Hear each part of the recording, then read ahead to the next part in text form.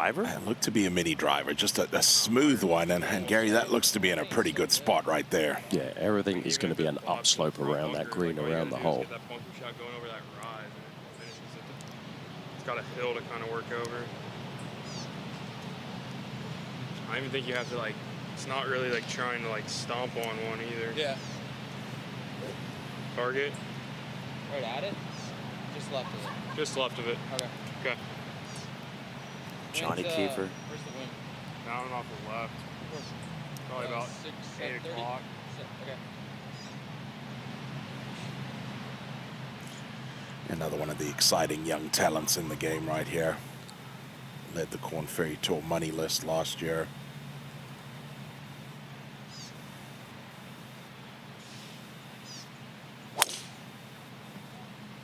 Got out in front of that one. It's got to be going right. Tried to save it at the bottom. There'll be another ball in that bunker, I think, Gary. Well, so far, 3 for 3 in pars. Haven't seen a birdie out of that bunker yet.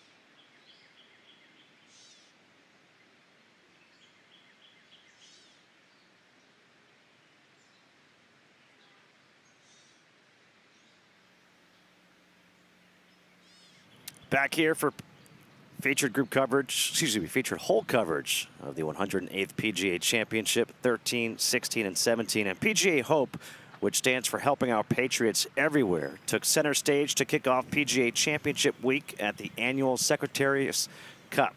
This event, considered the Veterans Major, shines a light on this life-saving program that serves those who served.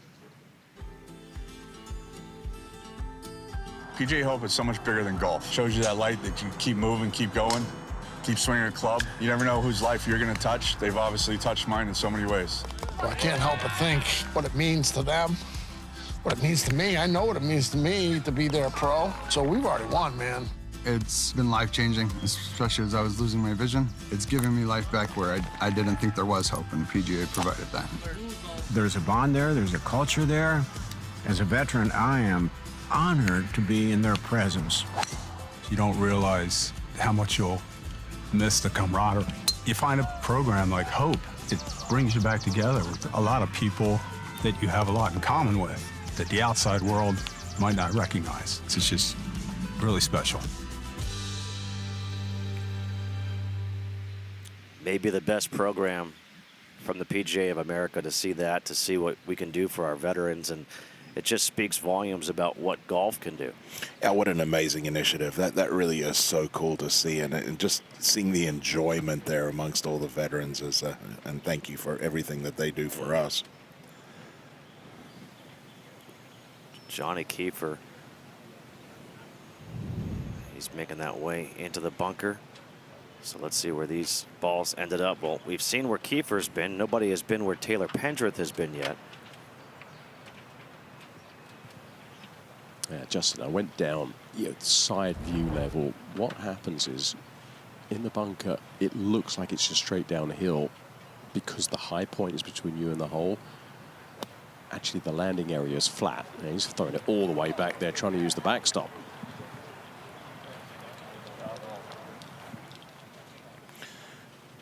All right, give himself probably a B on that there.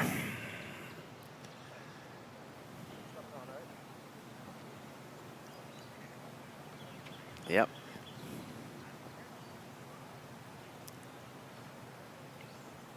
Now Pendrith.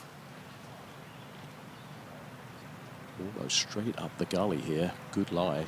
Just pick that club up steep, chop down on it, and let it run.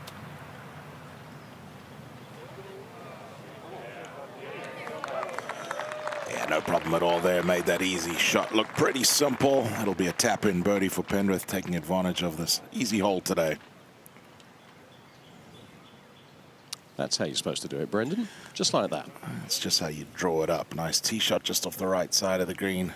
Basic little pitch shot, and give it a quick wipe and tap it in. We've talked about the genius of Donald Ross. I think that bunker shot is an example of it, Brendan and Justin, because of that visual, what you think of what you imagine, because of how the green has the hump, kind of making you think it's straight downhill when it's not actually.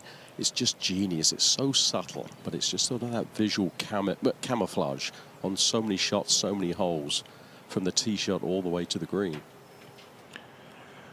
I think as far as a set of green complexes, this may be the best that I've ever seen. Just the ability to have so many different hole locations that are difficult but fair is just testament to these wonderful, wonderful designs as far as the green surfaces go. Wow, that's saying something. Mm-hmm. Yeah, just walking around here, you look and you see, and there are always so many options as far as pins. And I know that there's been a lot of chatter amongst players about how difficult some have been. And I think if you remove the elements yesterday and the difficulty of that cold wind, probably if you'd taken a step back, you would have looked at a lot of those hole locations and said, okay, you know what, that was fair. But it was just that you had this cold wind blowing all day, and it just made it so difficult. Kiefer now for the birdie to see if we can get a birdie out of the bunker. So just running across the slope down to the left. Well done. Yeah, that was a lovely stroke there. Kept the speed up nicely. Taking care of the hole there for Johnny Kiefer. Good up and down. A nice bounce back off that double back at 12.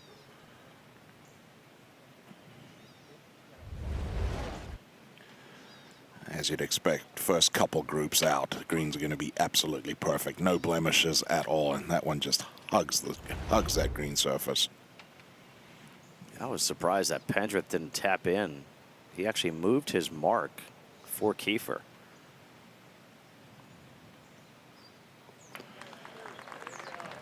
So the first group to come through here, where both guys make birdies at 13.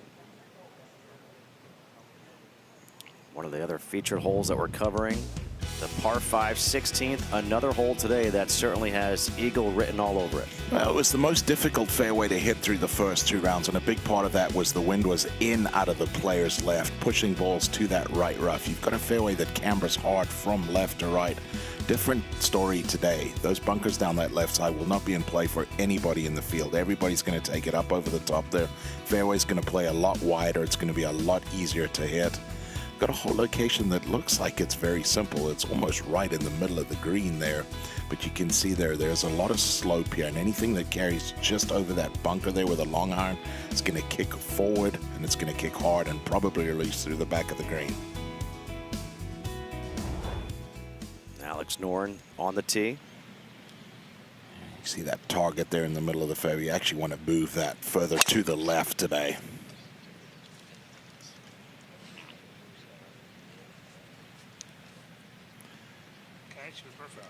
Oh, a little unfortunate. Needed one more hop to the right. Noren is 2 over on his round today. Johnny Vega's doing some magic. Johnny will go the other way with this. He'll try and draw something, and that is not drawing.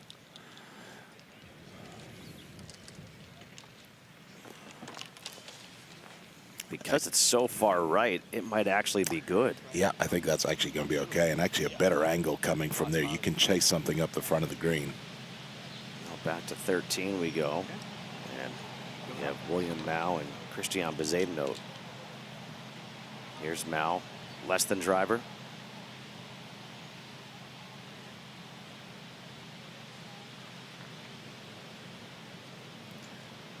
Good young player, got that win back at the ISCO Championship.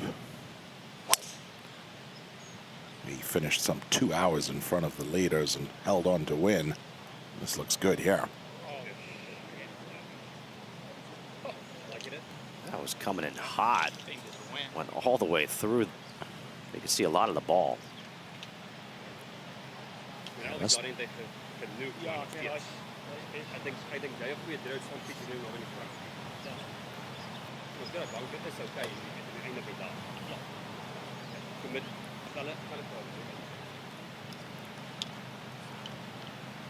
And Justin, to me, that's the beauty of this being a benevolent flag, because if you do play aggressively and you go short-sided, you're always on an upslope because the rough's so thick.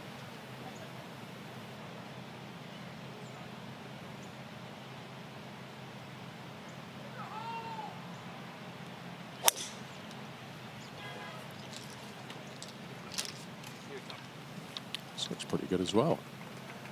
Ooh, could be really good here. If it catches that back stop comes back, steady. Just came in a little bit too flat there, gets that big first bounce. And first couple balls we've seen over the back of the green, they're going to be going up at first and then slightly down. So these first pairings are coming through here on the featured holes.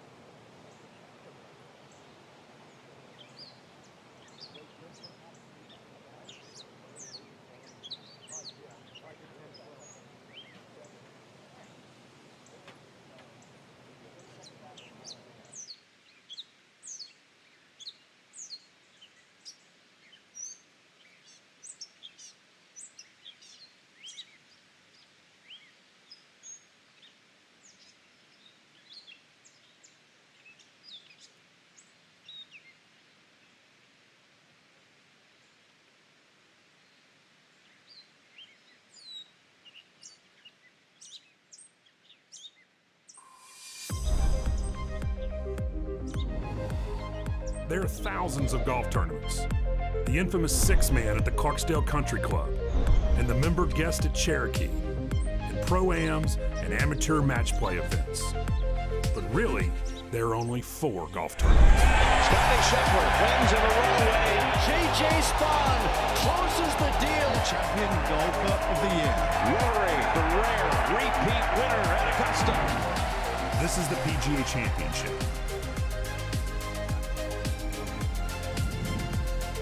The second major of the year, the U.S. Open coming up in June, the Open Championship in July, and neither player here at the 16th able to hit the fairway, which, Brendan, as you said, this is the hardest fairway to hit so far this week. Yeah, it's just so much camber from left to right here, and as we talked about, the wind was in out of the player's left, the most awkward wind for the right-hander, so we saw a lot of golf balls in that right rough. Right rough is actually better than left. You've got a little bit of an angle there where you can chase it up the front of the green. From where Alex Noren is, they're probably looking to get it in that bunker. They're just short. Johnny Vegas may have gotten a break. We see Alex Noren here. All lie dependent. Looks like he's got a fair amount of loft there. Might be just trying to lay something up, get it in position for the third shot.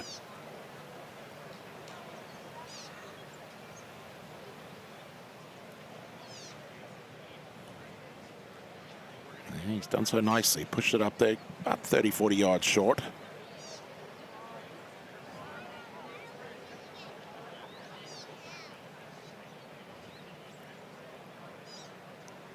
Vegas, he might be so far right. He'll have a good angle to the green.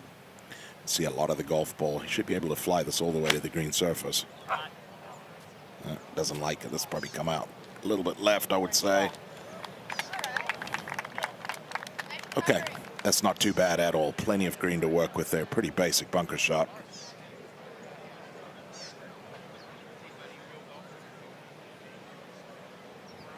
Go back to 13. William Mao just over the green. Probably has the easier of the two chips.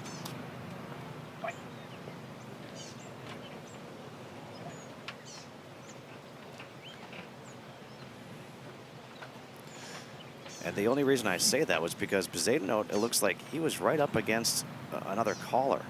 Actually, the line's not that bad. He's just got to play the bounce left or take it all out of play by going up top. It was sort of caught in between the two ideas, I think, there, Brendan. Yeah, just flew that a little bit too far there. Did try and go with the lofted shot, get it coming down softly, but neither guy's going to be too pleased with that. Really told you were going to do a call up? Yes, sir. Okay.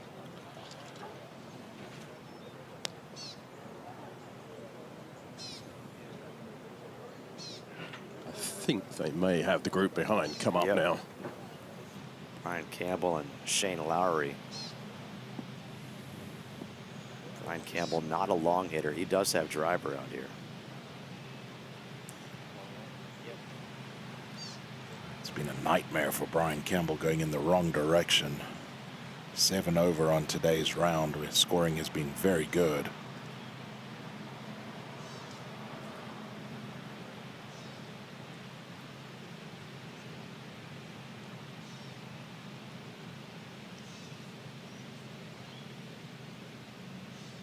Brian tends to have that flatter ball flight, so this one could take a big bounce. Try and chase it up onto the green.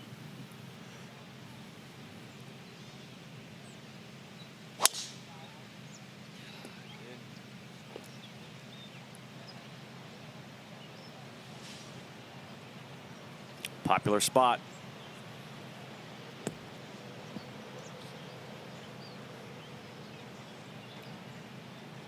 Very similar to where we just saw Nicolai Hoy got a couple groups in front.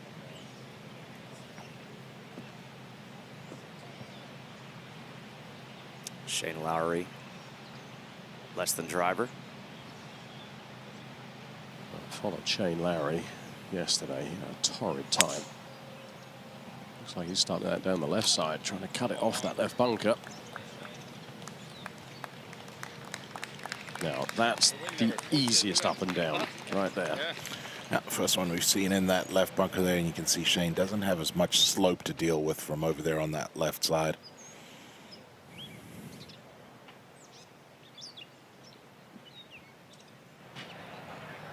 Let's move up to 16. Third shot here for Alex Noren. That wonderful scything motion generates a ton of spin. Just a little too much spin there for Noren. Just cut the legs out from underneath that one and didn't fly it quite far enough. Now back to the 13th green. A couple of birdie putts coming up here for Mao and Bezuidenhout. So just up on top of the ridge where we've seen a lot of players playing their second shots from the bunker. So downhill to the left.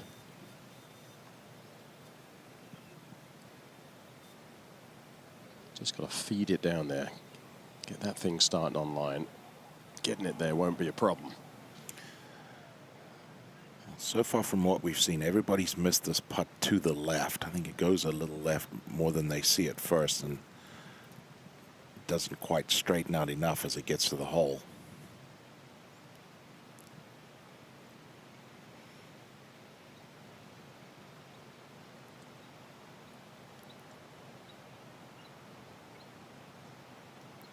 This is what you talked about a little bit earlier, Gary, just trying to be so exact with the line. And I just feel like there's so much movement in these greens. That's hard. Well, you've got to be so precise with the line, and sometimes the eyes don't match it and believe it, and then you're caught in between. That's the popular spot. It's amazing how all these guys see the same thing.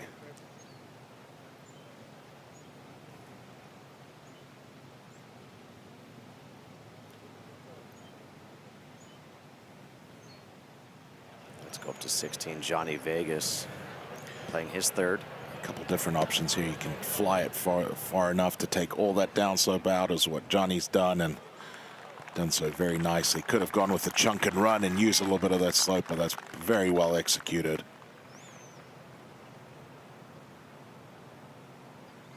What did Bezuidenhout learn off the putt from William Mao?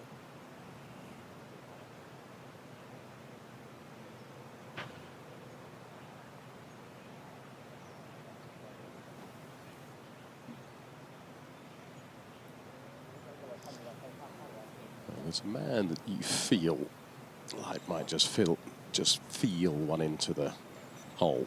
This is the man. I love his putt and stroke. I love the rhythm of it. And there's just a softness, isn't there, Brendan? Yeah, no rush at all here. There's no hit in this putting stroke at all. Almost like the ball just gets in the way.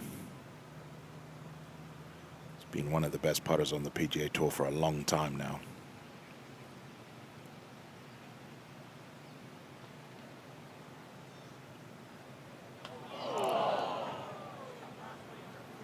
To be a very good stroke. That one did go a little right at the hole.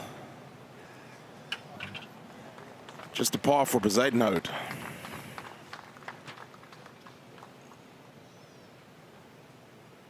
All pars on the back nine for Christian Bezuidenhout.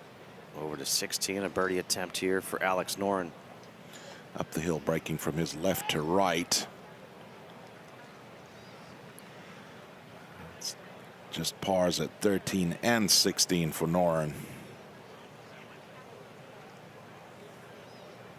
William Mao tapped in for his par at the 13th. Now a birdie attempt here for Johnny Vegas. Yeah, just enough in this one where Johnny's got to give it his full attention. It will try and just leak a little to his left.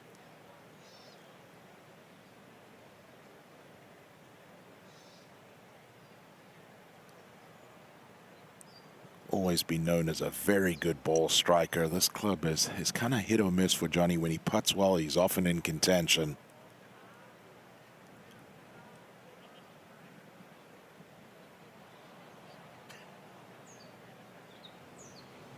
As he backs off that, we'll go over to 13, and it looks like the ball did not get in the bunker for Campbell, so now he's got an awkward shot here. Yeah, grip down to the steel. It's cross grain rough, so it's not terrible.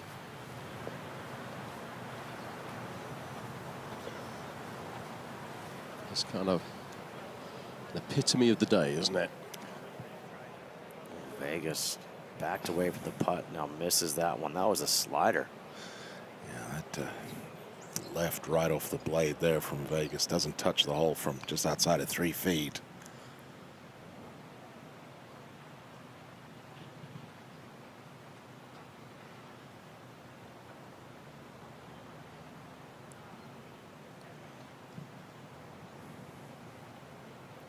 Vegas now for par. Disappointing par right there for Johnny Vegas. Not the best putt for birdie.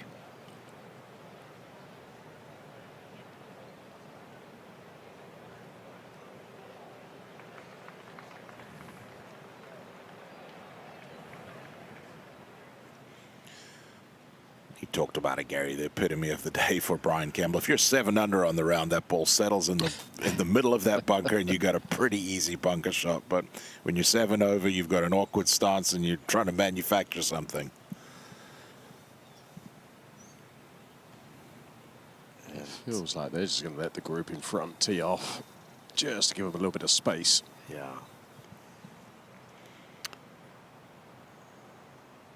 Makes sense to be waving up, right, with the proximity of everything right there. Yes.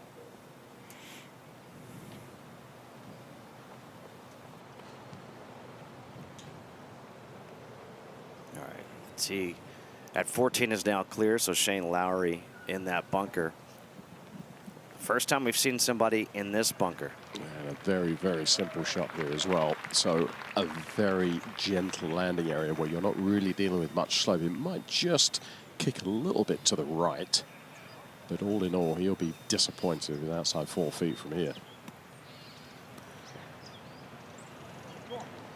He'll be disappointed.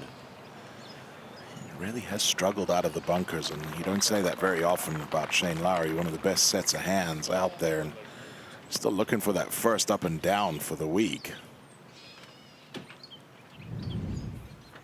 First time taking a look at the 17th today, playing 208 yards.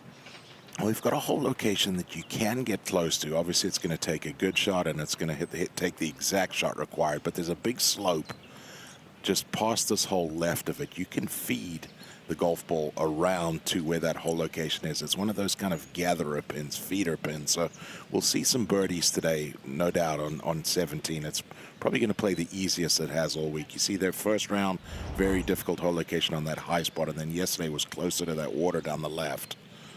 But much, much easier today. Warren trying to carve this one in there. Oh, yeah. And this should turn around and maybe get a little bit better as well.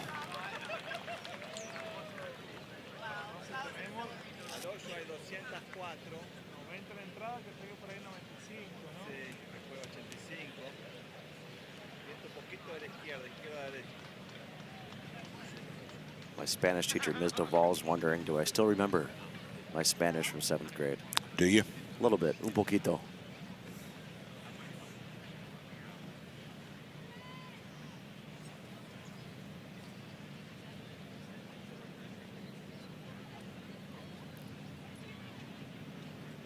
By the way, Michael Kim had that great round going.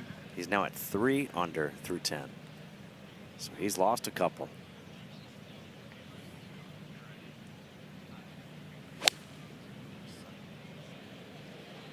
On a good line, too.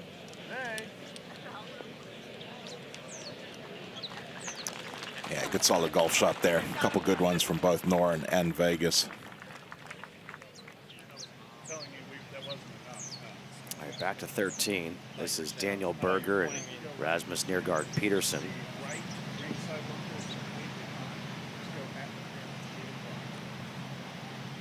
It was actually a late club change.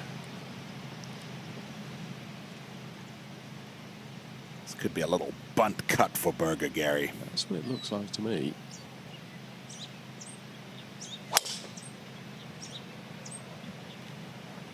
He clears out that left side well, doesn't he? Yeah, he does. He does. Yeah, probably right in between clubs there. 3-wood didn't feel like it was enough. Went with the driver.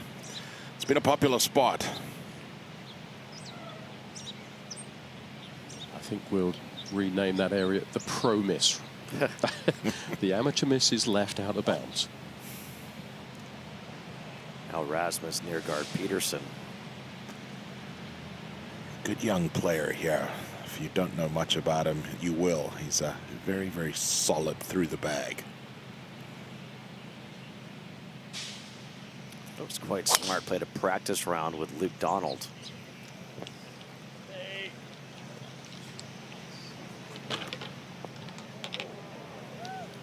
There we go. Not going to hang on, but that's going to be similar to where we saw Taylor Pendrith.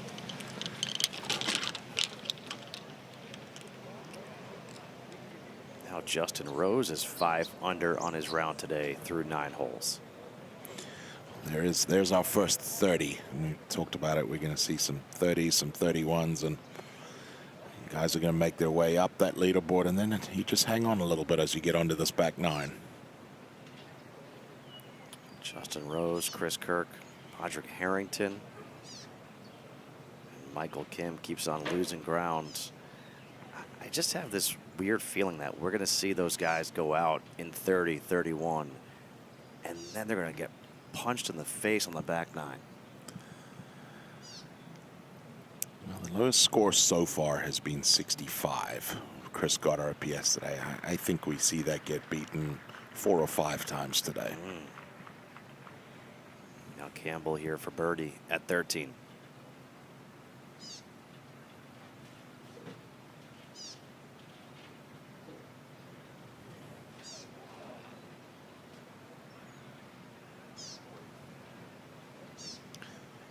That one wanders on by a little bit. Just some work left there for the par.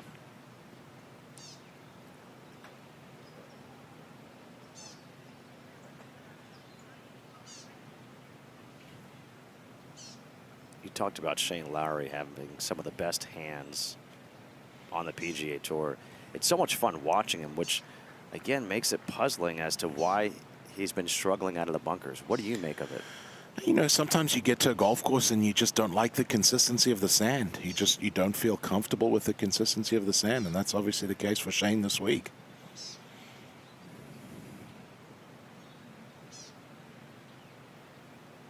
We're such creatures of consistency, aren't we, Brendan? If the sand is just remotely different from what we face week to week, it's just hard to make that adjustment.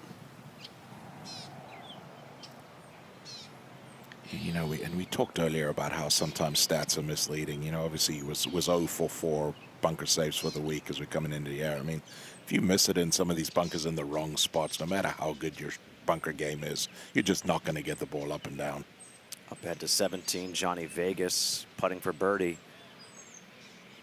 Coming off that short miss back at 16. That one dries up just a little short right, but it'll be a solid 3 there. Now Lowry drains it for the birdie. It's weird, but I feel like saying nice save. It almost does feel like that. That's the 4th birdie on the day for Shane Lowry. Back to even par for the day. Still looking for his first par on the back 9.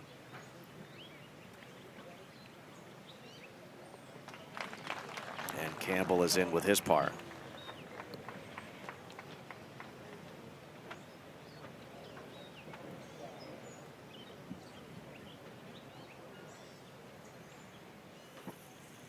Alex Noren at the 17th for birdie. Coming off a high spot, should go left in the middle of the putt. How about right in the middle of the hole? Walking that one in. That's a nice 2 there for Noren. Unable to take advantage of 13 and 16. Then he makes a birdie at 17. That's called golf.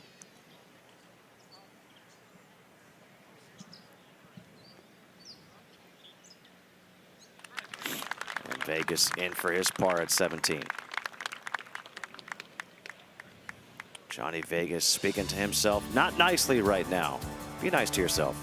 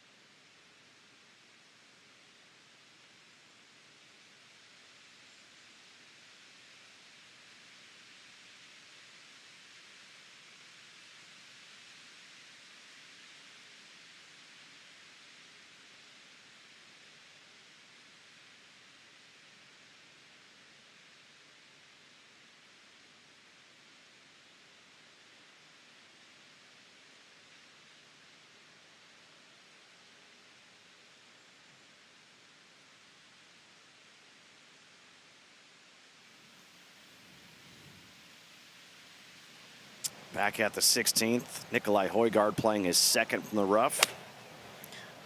That's a lot of loft. That doesn't necessarily mean he's laying it up, though. And he wasn't. That is just pure strength right there to get that ball to come down that softly out of the rough and keep it on the green, and he knows it. Man, now Daniel Berger at 13 out of the bunker. Ooh.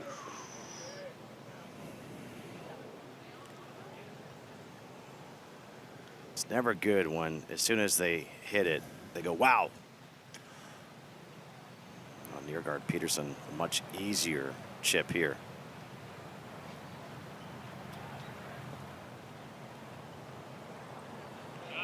That even comes up shorter than you would think. Yeah, just dug in a little quicker than he would have thought on the first bounce, but no problem there. About 4 feet for the birdie.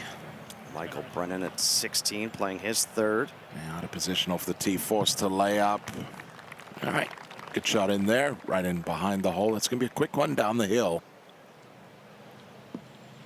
Drives these guys crazy when they hit it so long to have to lay up on a par 5. Luke Donalds, the Ryder Cup captain for Team Europe. I mean, he's putting himself up there as in the conversation of greatest Ryder Cup captains of all time. I'd be interested to get Gary's thoughts on this, being an Englishman. If you were Luke Donald, Gary, would you have accepted the captaincy for a third time? Well, sometimes there's just that cement in the legacy forever, isn't it? I mean, to win 3 back to back to back would be very, very hard to beat. And he's got a system in place, so why not? He's still playing some pretty decent golf. Oh dear, this is coming a little left. Needs to get down quickly. That's the OB that Gary was talking about in the Open.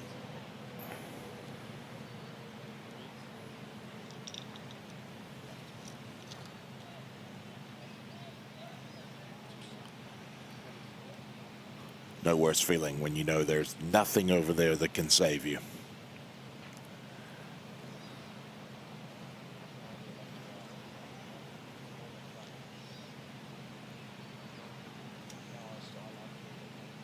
Elvis Smiley.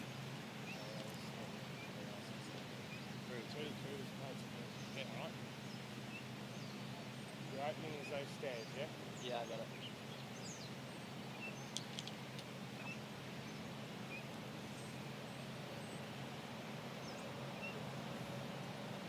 I guess Luke's getting to play with a lot of people young enough to be his children. At this stage of his career, Elvis being one of them. Great young player from Australia. Yeah, this is a young talent right here. Not having his best day, but he's got some game.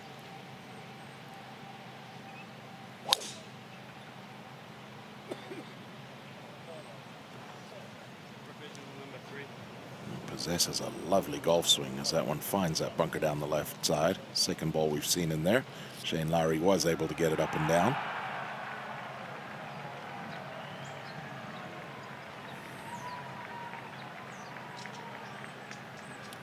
Let's go over to 16. Nikolai Højgaard has a putt for eagle. A good spot to putt from here. This doesn't break a whole lot. May just go a little left at the hole and just catches the left side of the hole. Nikolai Højgaard with an eagle at 16. That's how you draw up that 16th hole. All right, so now Luke Donald hitting his third from the tee after the first one out of bounds. It's an infuriating game, isn't it? Look at this. Look at this. Still has a chance to save his par. I guess that would go down in the scrambling numbers. I didn't think about that. Now Taylor Pendrith at 16. The 6 players that have gone through this fairway has only been hit once so far. I think this one's got a pretty good chance to make that number 2.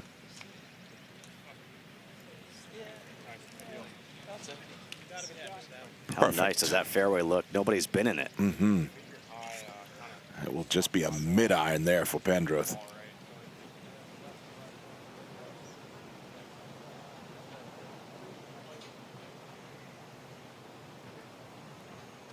Daniel Berger on the green here at 13. Remember that bunker shot caught really thin.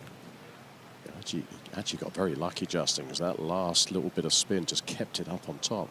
Coming down that slope would have been a lot harder over the back. So fairly flat for the first half and then straight downhill. All right, about here should start picking up speed, settle. All in all, pretty well done there. That's not easy from where he was. Michael Brennan for birdie at 16. Opposite side of the hole from where Nikolai Højgaard putted, goes to the right. That was a good stroke, good speed, but it'll just be a disappointing 5. And you can see a little bit of frustration there from Brennan. You said it, long hitter. You really expect to walk away with a 4 here at 16.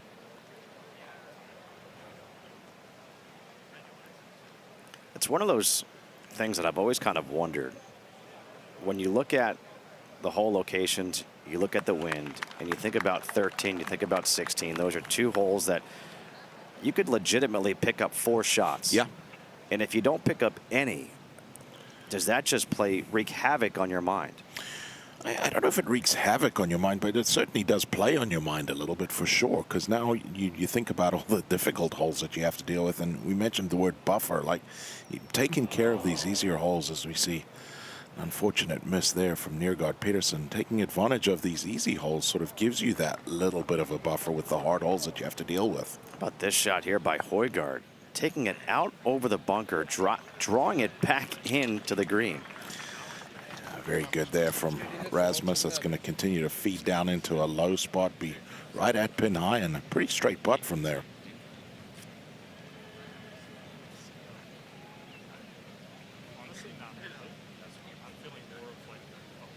I'd love to see the games each week between Rasmus and Nikolai.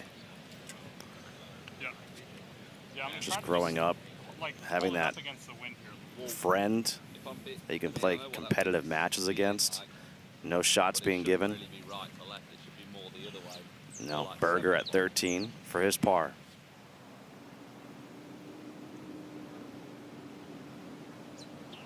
Wow.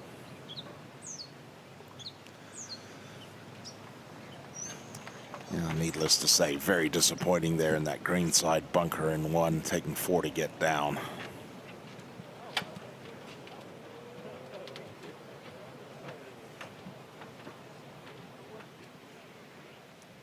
Johnny Kiefer went right off the tee. We've seen a couple of players over on the right side. Nikolai Højgaard was able to put it on the green, make an eagle. Johnny Vegas, he put it in the front bunker. Finishing right now, yeah. I think you've got to see it a little bit left. I think it's going to jump pretty good, too. I like this plan.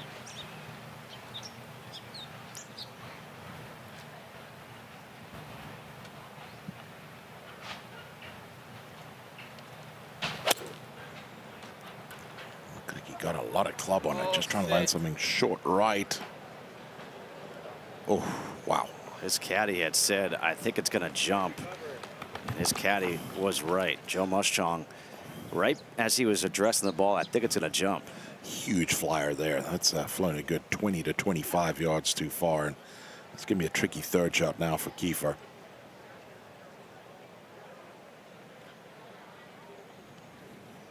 A guy who has so much talent.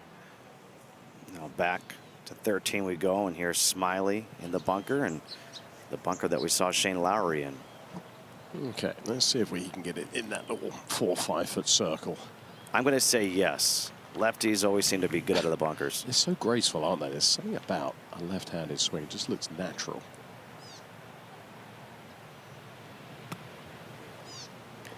It's like a left-handed batsman in cricket. It looks good, and that is good there from Smiley. You had me fooled. I thought you were going to say in baseball, and then the 2 of you guys talking about cricket. I'm in the minority here. This is crazy. Well, I got to correct myself here. That Taylor Pendrith was actually the first guy to hit this fairway here at 16, not the second. See if he can take advantage of him. And yes, you are in the minority here. Oh, yeah. Settle now, does go downhill from there. Just shows you how impressive that shot from Rasmus Højgaard was to keep that ball on the green out of the rough. That'll be a good spot there, though, for Penrith. Shouldn't be too difficult at all. 13, I believe these guys are going to call up the next group on the tee. That'll be John Perry and Michael Kim.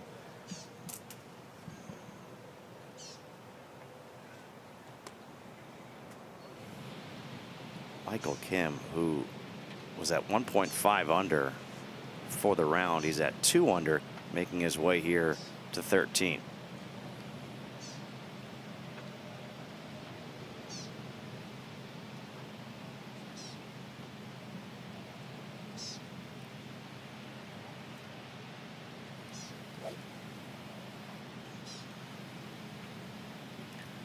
Well, we have yet to see a player take out an iron. I'm going to predict that we won't unless they're incredibly long and they're trying to knock it on the front edge.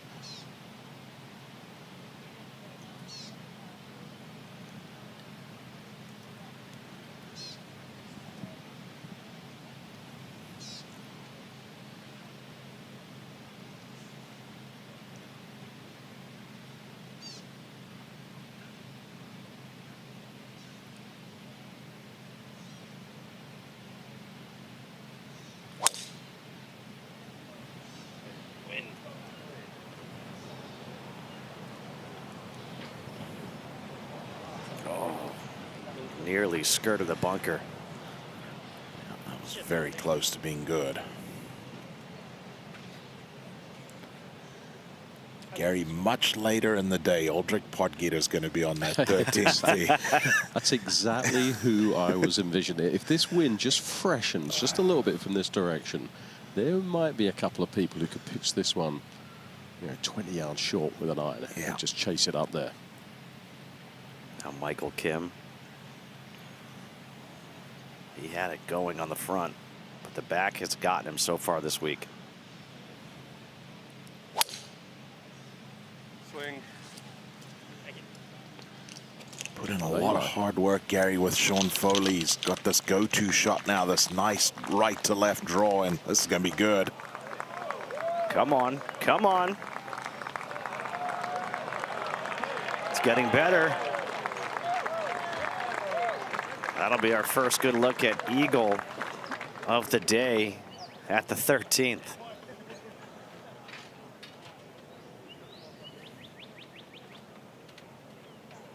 Now Luke Donalds, he's putting for par.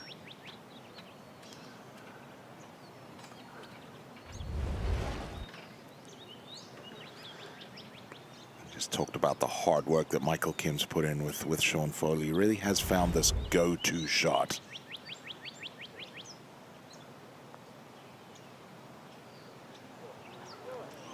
Oh, would have been such a good par after hitting his first T-ball OB.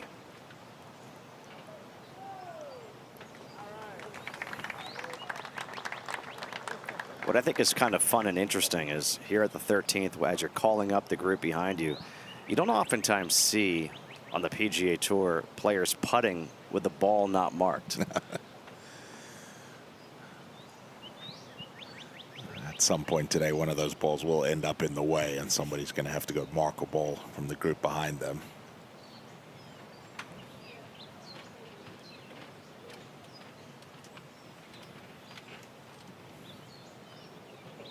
Now the young man, Smiley.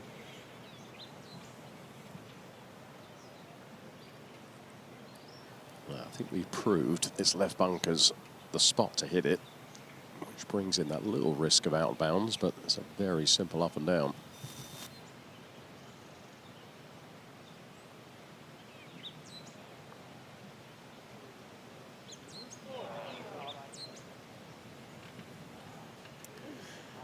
Just be a 4 for Smiley. That group plays that hole in one over par. It's not what you want at that 13th today. Still looking for his first birdie on the day. Going in the wrong direction, unfortunate. Up ahead to 16, Johnny Kiefer. That's his ball coming through. Look at that, just stop. Oh, what a shot. That checked up so nicely.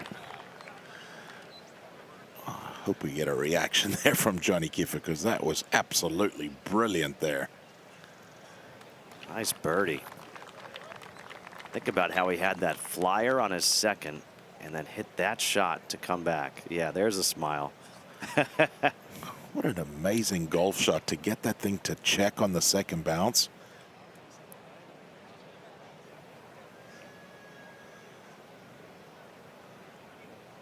I love to see the childlike enthusiasm, right? He's like, oh my gosh, that almost went in. I almost made that in a PGA Championship. Well, that's one of those shots that you know that when you're a kid and you're messing around the green, you'd go and you'd find this spot and try and get it up and down. And look at this thing here, how it checks on the second bounce. He drives it in there low and hard, obviously with a ton of spin. The contact absolutely perfect, and what an incredible up and down.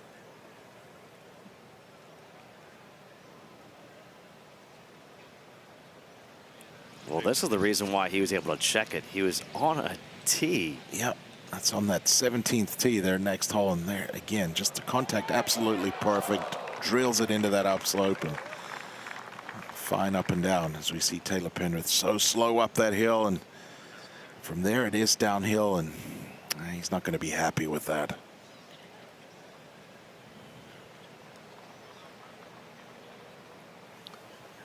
John Perry in the bunker at 13. So we can get it somewhere between Shane Larranael with Smiley. Oh dear. Needs to steady. Well, guys, we thought this 13th was going to play so easy. It has proven not so easy today. I'm just so surprised with the bunker shots of that bunker. There's literally nothing in the way that should make it at all difficult. Are players overthinking it? I don't know. I mean, it's not like there's, just danger where you're don't know about the bounce, or you're really worried about just a little bit of momentum past it. It's very odd. Yeah, and I think you can see from the players' reaction that they're just not executing the shot the way they should. It's not difficult by any means. It's when you expect to get up and down, and they're just not executing the shot. Oh, without a doubt, Michael Kim has had the best shot in here to 13 so far today. 6 feet for eagle.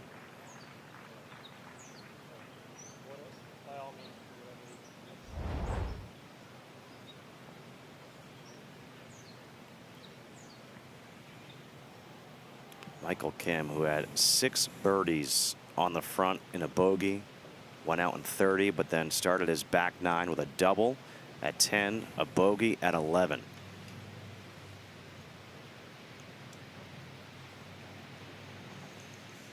We'll go back up to 16 now. Taylor Pendrith for a birdie to match the birdie of Johnny Kiefer. Downhill, but back into the wind. Yeah, nicely done there. Lovely roll.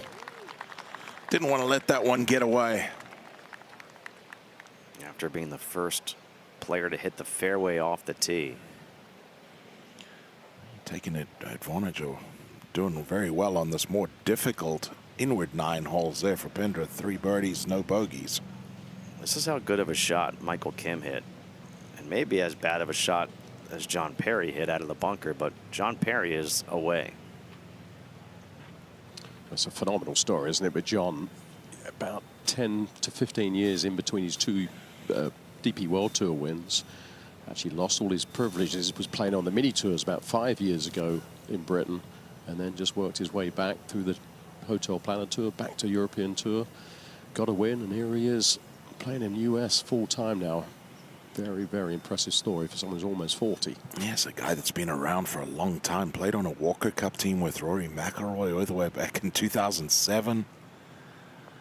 Just a story of perseverance. Brendan, as a 40-year-old rookie on the PGA Tour myself, I think I can pull for that guy. And I think you have good reason to, Gary. It's a cool story. Up ahead to 17, Taylor Pendrith. Taylor likes to move the ball left to right. This is a good-looking hole location for him. Oh, Wow, comes up short. Was on a really good line, just needed another yard. Now Michael Kim now for eagle at 13 to erase that double that he made at 10. Yeah, you knew that was big for Kim right there. What an up and down round of golf for Michael Kim. Gets things back on track right there. Lovely too. We talk about getting the speed correct. That's exactly what he does. Just catches the left side of the hole, a little fist pump with it.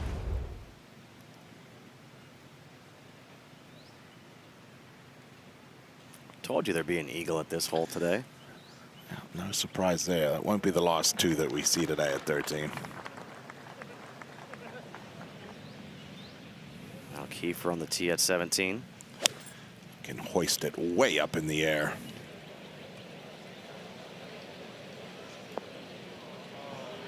Oh, that flies a little bit too far. That's going to be a very difficult two-putt. Going to have to come up and over a massive ridge very fast on the backside of that.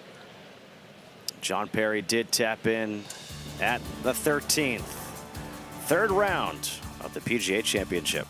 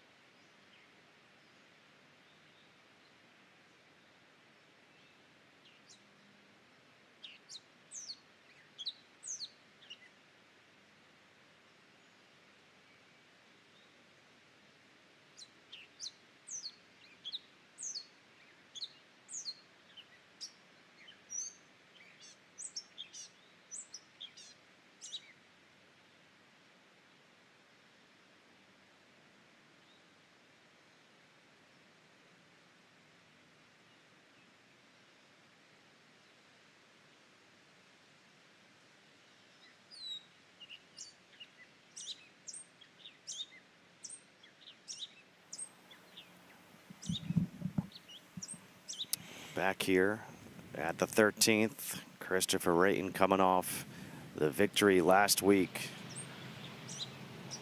What a story this guy's become.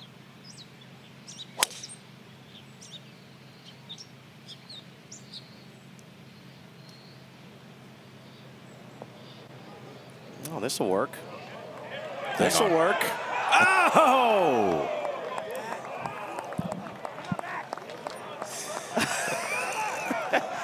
How about that? I hope we see a big smile. I hope we see a really big smile. I mean, that was fantastic.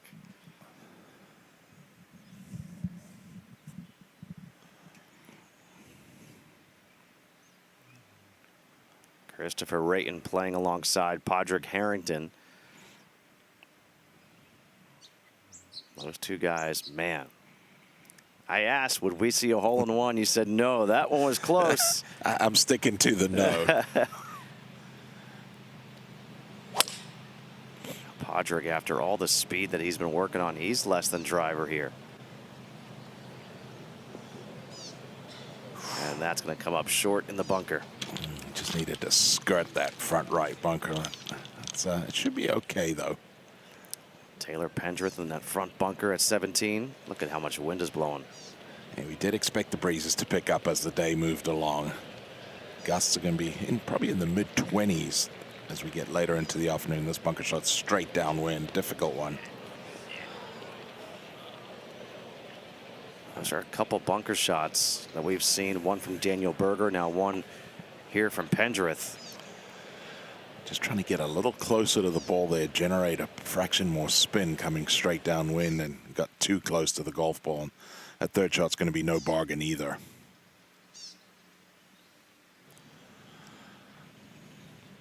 Let's take another look at the incredible tee shot by Christopher Rayton here at the 13th. Oh, it's a lovely golf swing. Net doesn't get to parallel, but plenty of distance. Always got lovely tempo. And these can go in, Kutch. I mean, if this one jams against the middle of the flagstick, just grazes it a little bit, but those have been known to go in every now and then.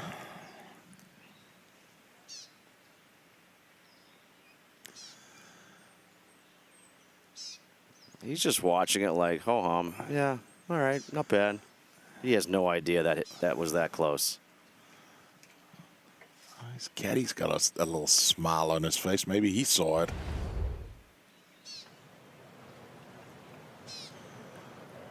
Maybe Gary can let him know that that hit the flagstick. I tell you what, it absolutely clanked it as well. People around the green just, they were in awe. There's only been one hole-in-one ever on a par 4 in the PGA Tour, and that was Andrew McGee doing it back in 2001 at the Phoenix Open. Bouncing it off the putter of Steve Pate.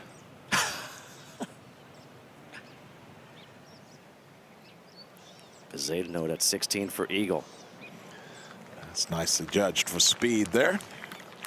Leave Bezayden note about 4 feet there for the birdie.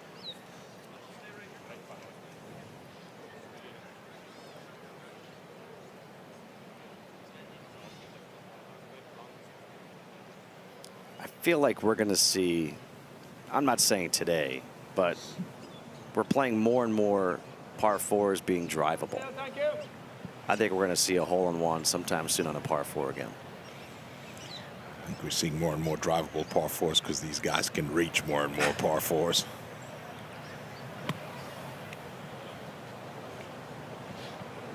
Podrick also comes up short there, Gary. Same shot, lands on a flat spot. When you have all of that height with that extra spin on there, I think you've got to drive it in lower and just get that first bounce going forwards and then the check. It was actually fascinating watching Podrick on the tee. He was doing Bryson speed moves. It was really fun watching. He's worked so hard to continue to gain speed into his mid-50s now. About this putt here for Kiefer. Yeah, really tough to judge the speed here. Picks up speed middle of the putt. All in all, really not too bad from long distance there. He's going to have 6 feet to save par.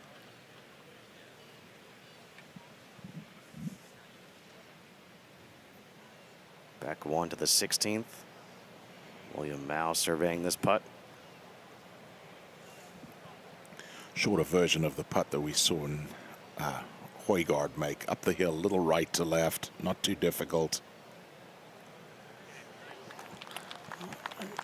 Very nicely done there.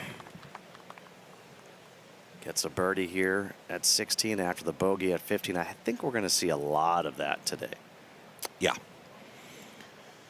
Yeah, we'll see those 2 holes played in 9 shots, and it's going to be a bogey and a birdie a lot of the time. Taylor Pendrith this now for bogey at 17. Bunker shot was in a difficult spot in some thick rough over the back of the green, only able to chip to this spot. Now trying to avoid dropping 2 shots here, and does so very nicely. A couple good putts in a row there for Pendrith at 16 and 17. At 15 and 16 today, how much of a difference do you think those two will play? Like average score on 15, the par 4, average score on 16, the par 5. 0. Chris Kirk. I think they're going to average about the same number come day's end. Here at the 13th, 5 under on his round today. Tied for the best score on the golf course. Played himself back into this tournament, hasn't he? Yeah. Finished strong.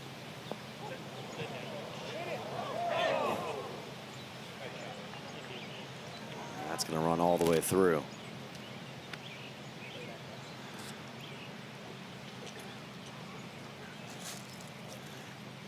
Gary, is that wind continuing to pick up a little bit out there right now? No, it's basically stayed exactly the same as when I stepped on property today. It's just a very constant, sort of 5 to 10 miles an hour.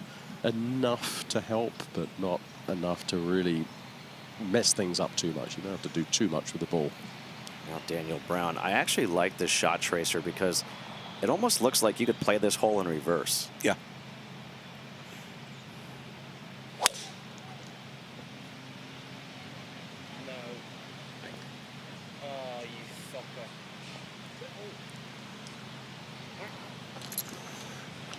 Didn't like it, but it's not going to be the worst spot in the world. Going to be chipping up the hill from right there. What makes you think you didn't like it? Just a wild guess.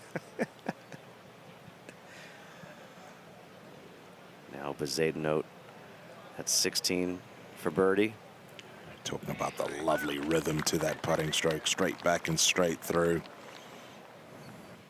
Johnny Kiefer at 17, trying for the difficult 2-putt par. Nicely done. Yeah, it is nicely done. Very well done from the back left corner of that 17th green. Over at 13. That was not Padraig Harrington to the stretch. I'll tell you what, I think he may be struggling with it.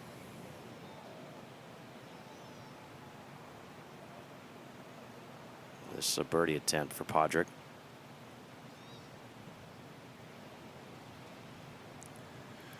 Everybody has missed this putt to the left. It darts left early and then tries to straighten up as it gets to the hole.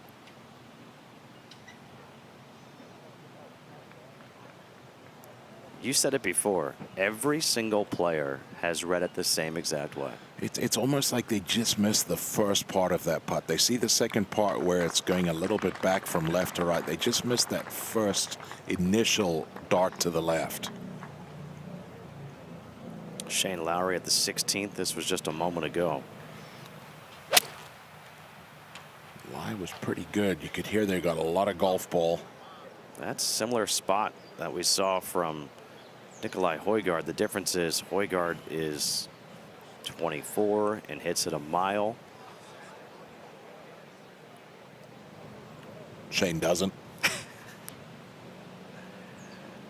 Now this, an eagle attempt for Rayton.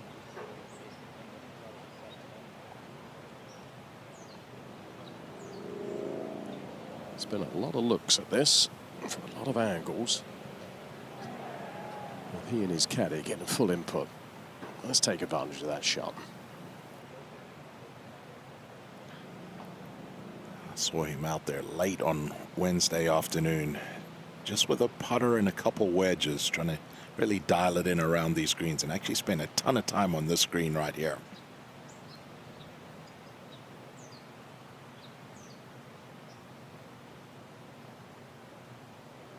And the work paid off. An eagle for Christopher Rayton. How's that? Wow, that will work. Nice little run there, starting back at number 9.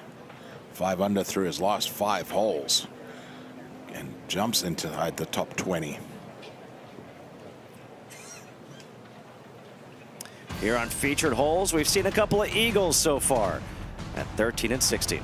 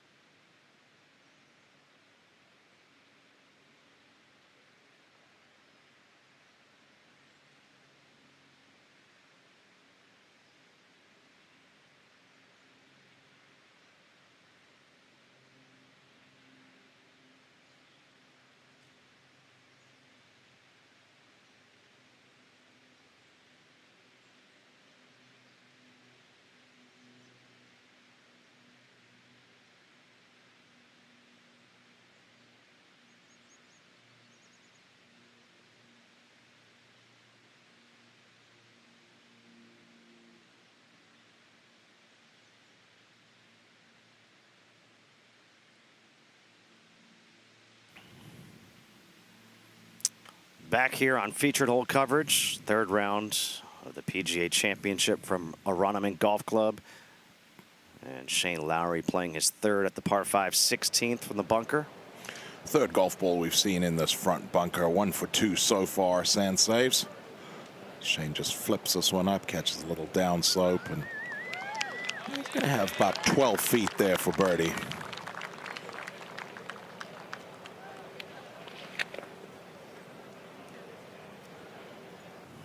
Chris Kirk has one of the best rounds going today at 13 from over the green.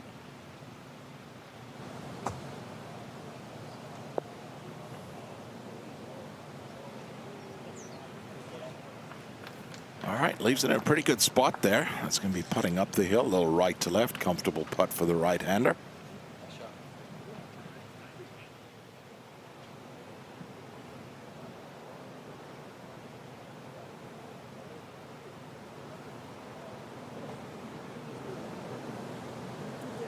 This is the situation here at 13 and 14. The tee for 14 is right next to the green of 13. So you'll see the players at 13 wait for the players to hit the tee shots at 14, and then they will go.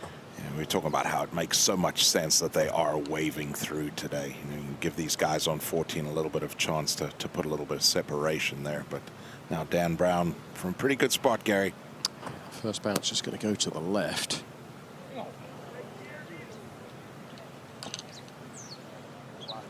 Just wanders on by about 6 feet. He'll have that for the birdie. Up ahead is 17, William Mao. Came up just short. This should be makeable. Just trying to make it, trying to jam it in there.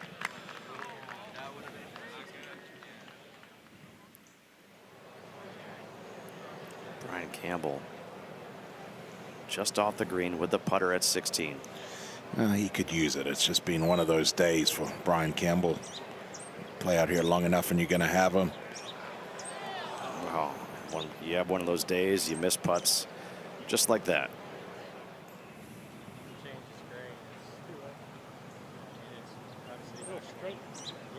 Chris Kirk's having one of those days as well. Just a different one of those days. The exact opposite, you mean? Already 5 under for the round. Good opportunity to move it to 6 under for the round. He's played himself into the top 10. He's one of those players, isn't he, Brendan? When he gets hot with this club, he just sort of churns out great putt after great putt. And another player, if he can finish strong, he's going to feel very confident of his chances tomorrow.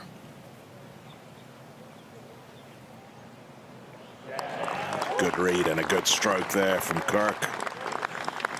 6 under on his round, 3 under now for the championship. Wow. Just like that into a tie for third. Shane Lowry at 16 for birdie. Slow one. Disappointing there for Shane.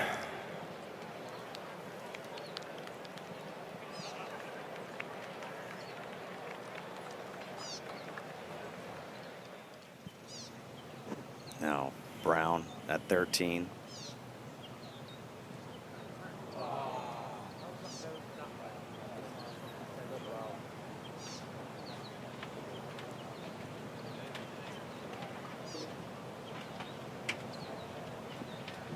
He really thought he hit the putt exactly as he wanted to.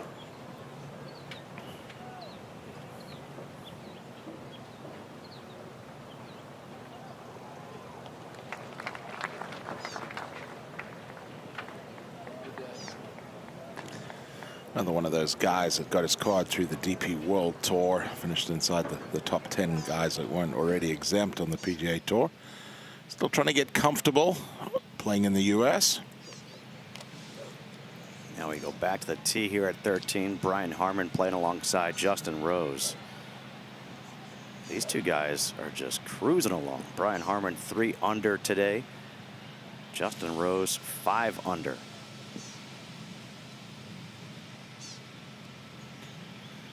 A couple major champions in this group.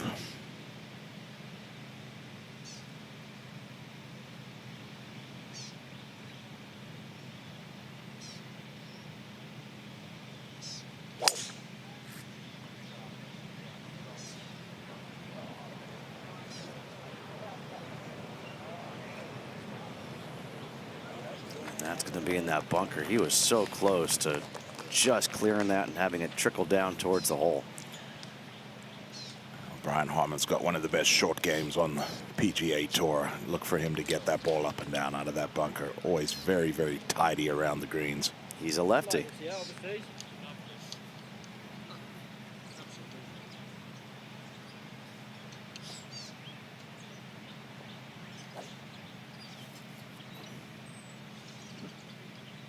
Justin Rose, like Chris Kirk, has shot himself right back up into contention. You got a sense yesterday was a Justin Rose type of day, wasn't it, with those conditions and the severity of the course. I just hung in there.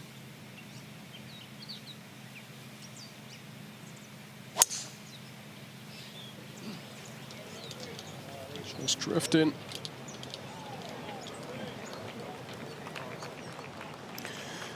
One bunker left, one bunker right.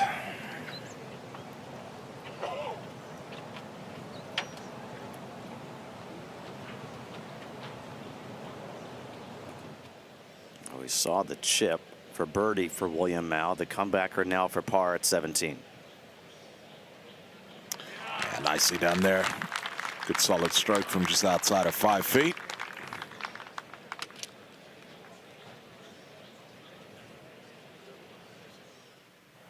Go back one to the 16th. Daniel Berger also playing from that right rough. Just trying to chase something up that little gap short right of the green here. He was close. We are officially in the afternoon, and we've got you covered all across this golf course here at Aronimink.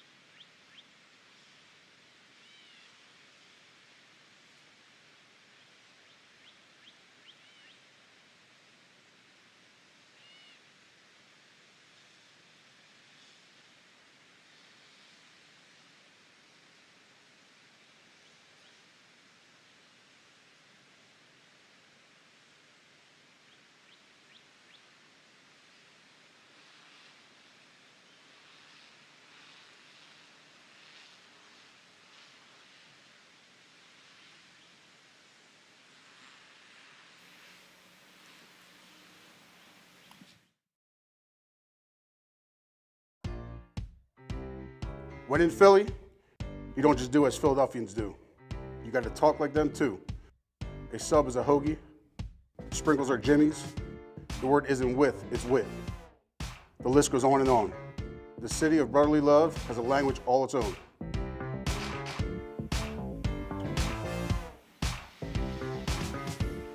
Well, Justin Kutcher, Witt, Brendan DeYoung, and Gary Christian.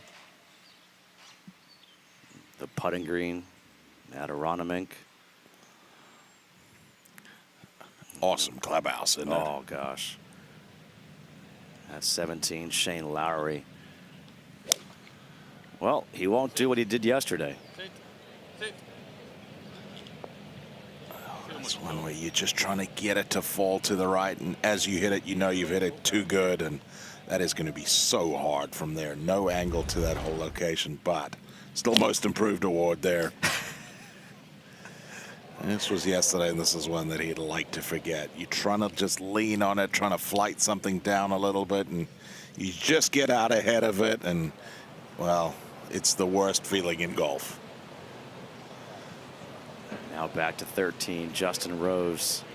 He walked all the way up And so now I'm wondering if he's able to figure out what nobody else has been able to figure out. Out of the bunker, look at this. So can Justin Rose get it close enough to the hole? I'm a believer it's all in the trajectory. I think they're landing it in the right spot, but they've just had a little bit too much height and softness built in. I think this one needs to come out a rung or two lower from what we've seen and land in the same spot. I think it'll be really good. Now, is he too close? Does he have to get some height on it? I mean, he's just about far enough back. He can hit basically the shot he wants. He's not forced to scoop it up at all.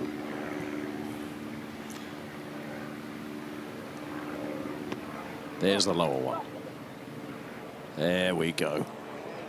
You know, it's funny, Gary, I don't know if you saw it, but when he hit it, he leaned back as if he hit it too hard. You know, we talked about it at the start that either bunker was fine, left or right. And as you look at the numbers, they're 2 for 9 so far out of the two bunkers. I think those numbers are certainly going to improve as we move along, as we take another look at this one. And just slightly lower trajectory, a little bit less spin on it. That one gets down the hill all the way to the hole.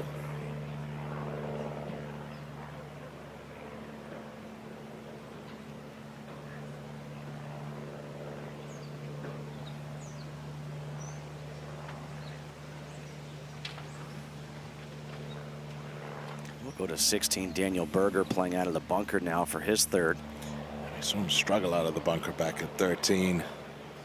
Not the case. Yeah, that's nicely done at the 16th. We'll have that for birdie. Left it in a good spot. Brian Harman, his bunker shot on the way. Another one with the right trajectory, wasn't it? Not playing maximum spin, just sort of just pitching it out there and just letting it roll.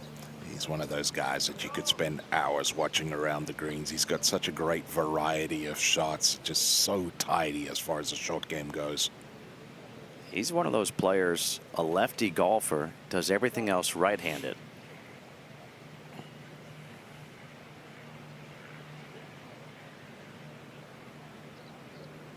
It's always fun to watch Brian Harman. He plays with a little chip on his shoulder, and he has to. You know, he's a guy that's obviously small in stature. He's been doubted at every level, and he's had success at every level and continues to have wonderful success as a professional. Near guard Peterson at 16.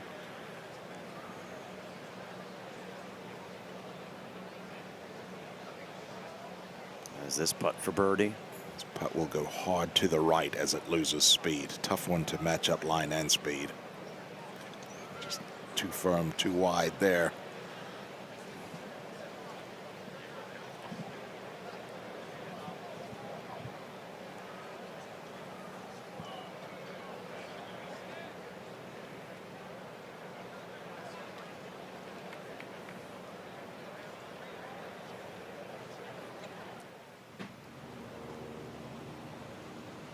At the 13th, Justin Rose trying to match what Chris Kirk has done. Get it to 6 under through 13 and put himself one shot back of the leaders, Alex Smalley and Maverick McNeely.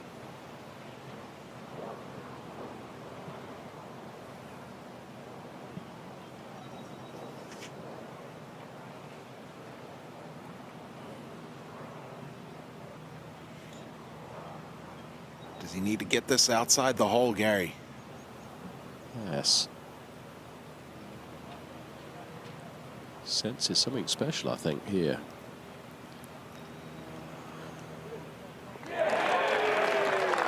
Justin Rose, 6 under on the day, 3 under for the championship, 1 back of the leaders. Look at that scorecard, out in 30, another birdie there, and still with a couple birdie holes in front of him. Daniel Berger for birdie at 16. Nicely done out of the bunker. Yeah, it was a nice stroke there. Good flow to it. A good aggressive move.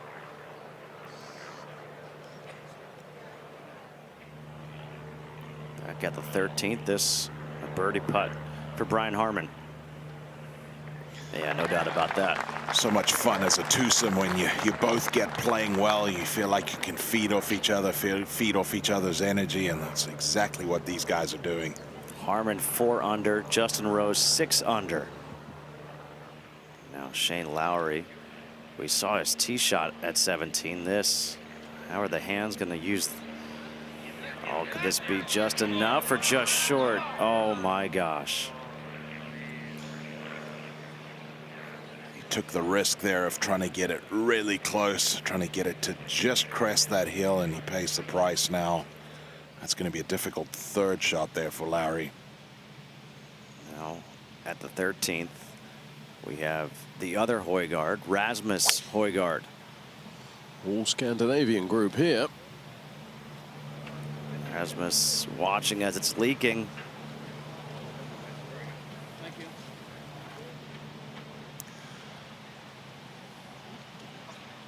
Just over there on that right side, looked like it settled down into a pretty bad lie, but it's a good leave. It should be an easy chip shot.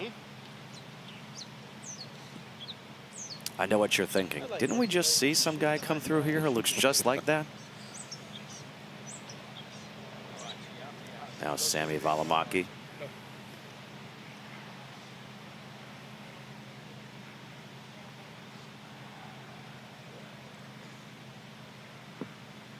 We haven't seen many drivers.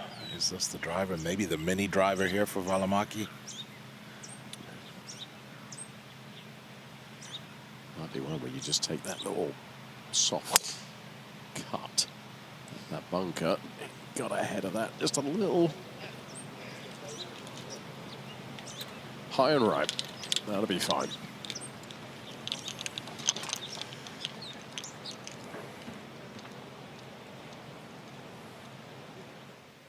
Now Shane Lowry took on that risk with the chip shot. This now for par. Right here is where it starts picking up speed. It's going to be a bogey there for Lowry.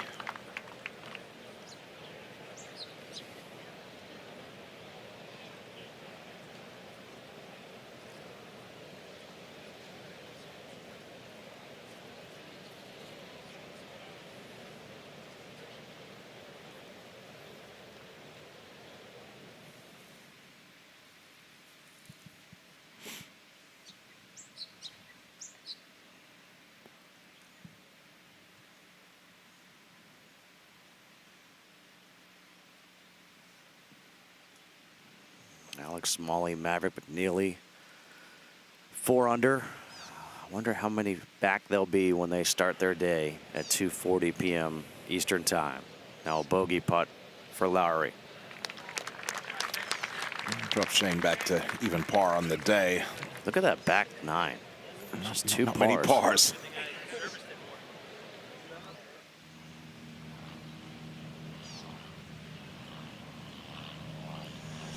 So this is that crisscross here at 17 and 9.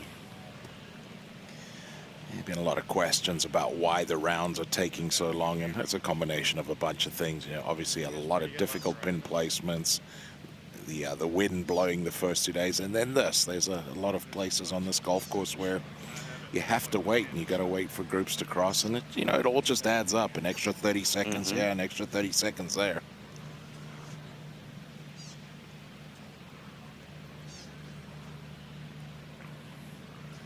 Daniel Berger likes to move the ball from left to right. See if he can hit some sort of fade here, catch that ridge, get it to feed to that hole location.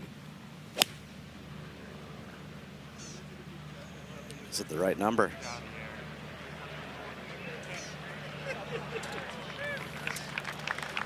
Very good there. Doesn't climb up on the ridge, but very good golf shot there, right at pin high. Back to 16, Luke Donalds in the fairway. One of the few to find this fairway. Just an iron here for Luke. Trying to hoist it up there as high as he can, get it to coming down softly. You know it's a tough fairway to hit when on the 3rd day of a major championship, the fairway still looks perfect.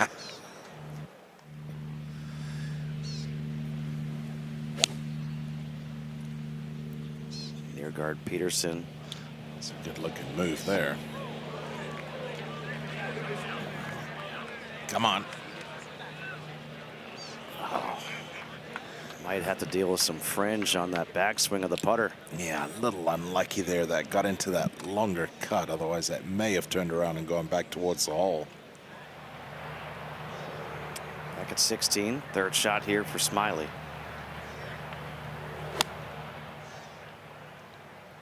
Just trying to fly something over the top of that bunker that guards the left side of the green. That's nicely done there. Beautiful golf shot there from Elvis Smiley.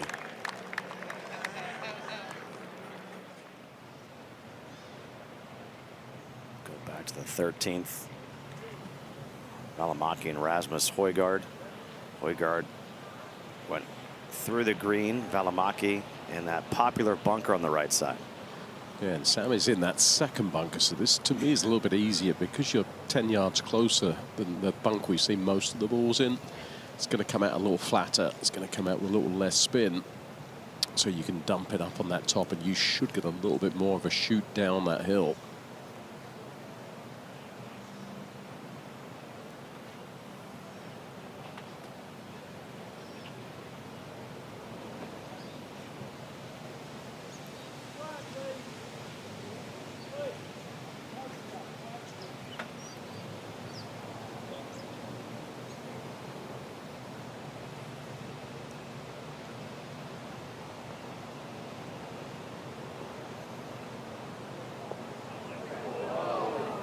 Not the shot I was imagining there.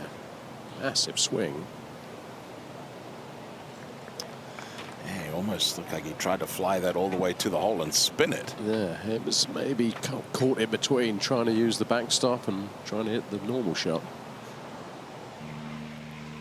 Michael Kim now making his way to 16. Loves to move it right to left, but overdone it here. This is left going left. Remember, we saw him make an eagle at 13, and now he is here at 16, dropping those two shots again. Rasmus Højgaard at 13. There's a lot of grass behind the ball here. Massive swing just to move it a few feet. That's a beautifully played shot from there, from that line. Yeah, that is very well done. We saw that ball settle way down.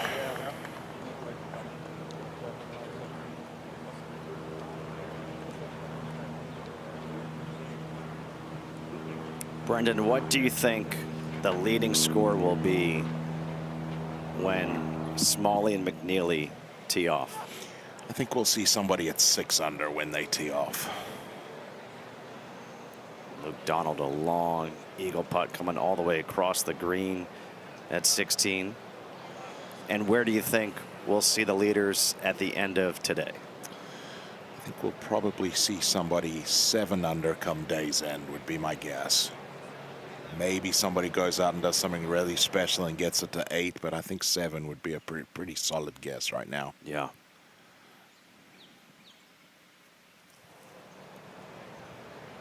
Birdie attempt here for Elvis Smiley at the 16th. Trying to make 4 the old-fashioned way and doing so. Forced to lay up out of position off the tee, no problem at all.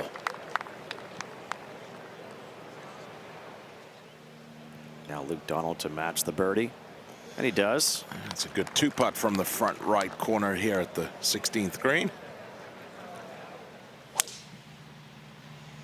This is on the tee at 13. Michael Lindberg. It's another one that's going to stay aboard the surface there. That's going to be just pin high right of the hole. Beautiful tee shot. Getting better and better. Already seen a couple eagles here at 13.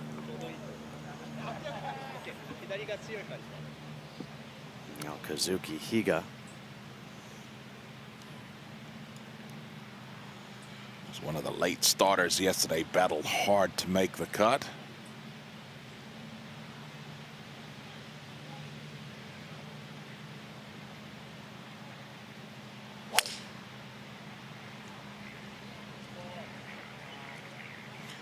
Just drifting right towards that bunker.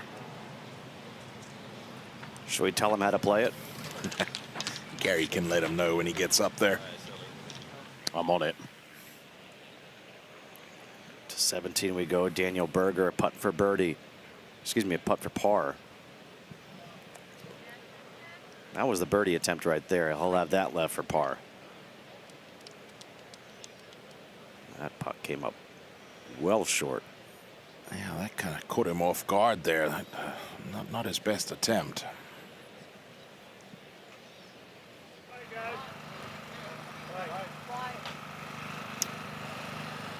Michael Kim went way left off the tee at 16.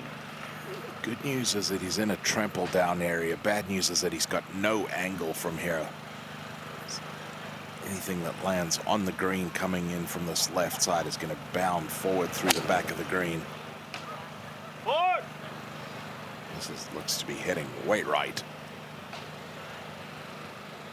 It's actually going to be okay there. How about his back nine? Double, bogey, par, eagle, bogey, bogey.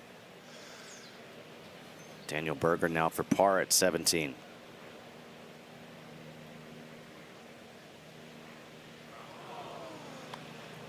Disappointing 3-putt there after a good tee shot for Berger. Drop him back to +4.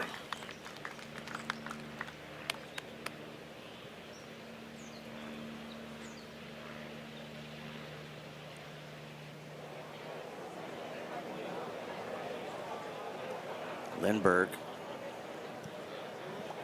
Sami Välimäki with the bunker shot to this point, right, Aaron? Just wanders by on that left side. There'll be just a 4 for Sami.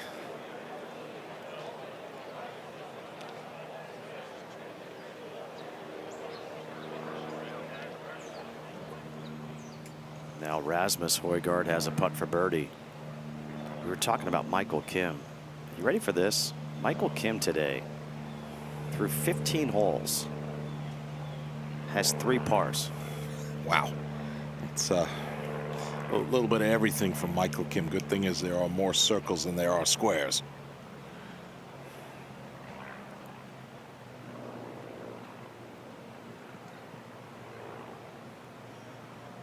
Rasmus Højgaard to move it back to even par for the week. Missed opportunity there.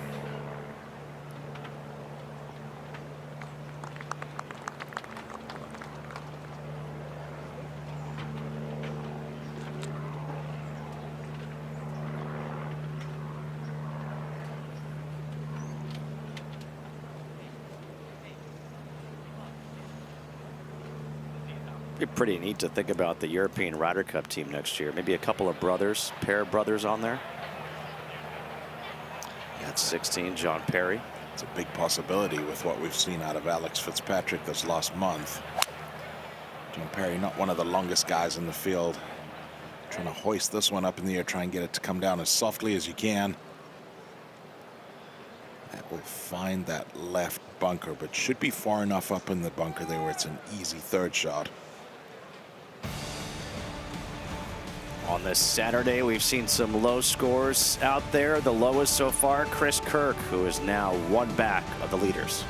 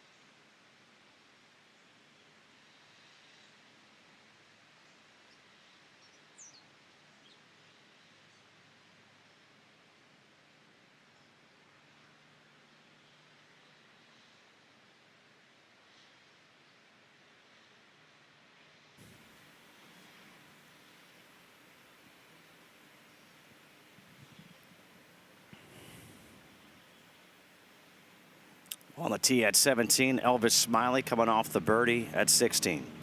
Just trying to turn something from left to right. Oh, the lovely swing there. It's just so fluid.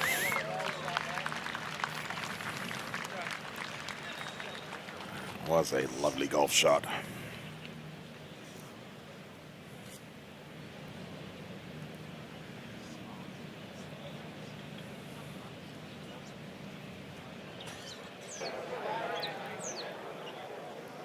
Back at 13, Kazuki Higa. Come on back, come on back.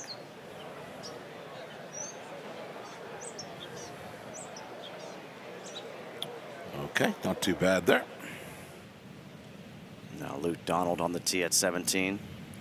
Well, the blueprint is right in front of you. Just follow Elvis Smiley. Very good. Go. He listened. Yeah, feels like he got away with one a little bit there, but that's one of the better ones that we've seen there into 17. Back at 13, Sam Burns playing alongside Keith Mitchell. You've watched Sam Burns play a lot of golf. What really impresses you about Sam? I think for Sam, what always stands out is his putting. Yeah. I mean, it's just so consistent.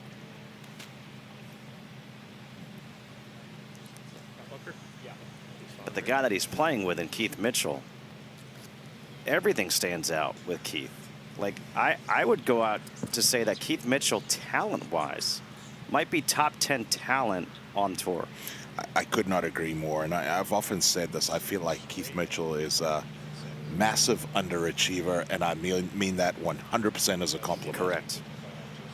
You watch Keith Mitchell play, and you think he's a guy that should be winning 2, 3, 4 times every year from just a pure talent-wise. Just the one win on the PGA Tour so far.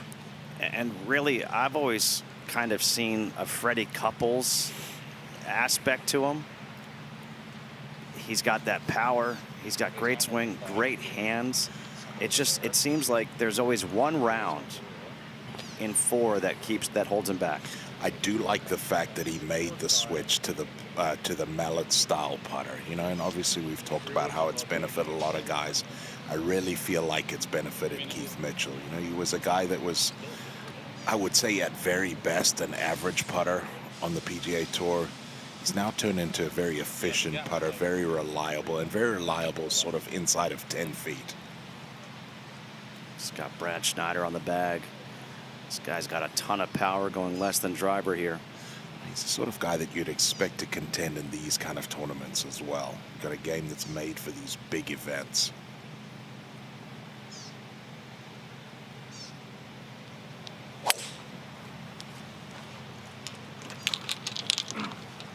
This on a very good line.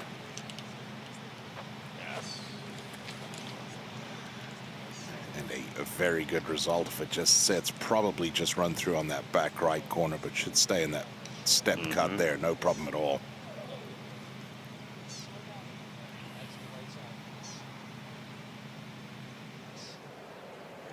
To 16 we go. Third shot for Michael Kim. So him left off the tee, right with the second shot, but left it in a good spot. Plenty of green to work with going up the hill. Okay, no problem there.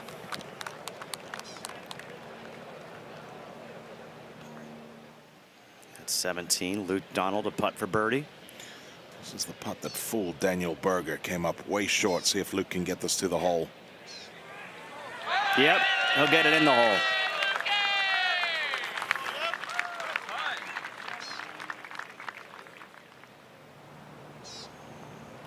Now at 13.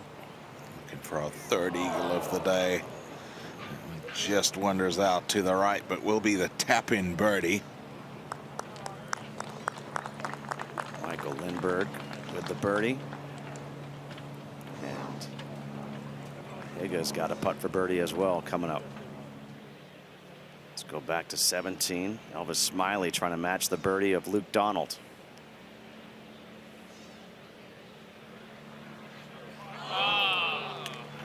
good for a long time there. Just went across the front of the hole. Talk to all the Australians, and they have glowing reviews on Elvis Smiley, one of the really bright young talents to be coming out of Australian golf. There's another Australian who's right there up near the top of the leaderboard, in Minwoo Lee.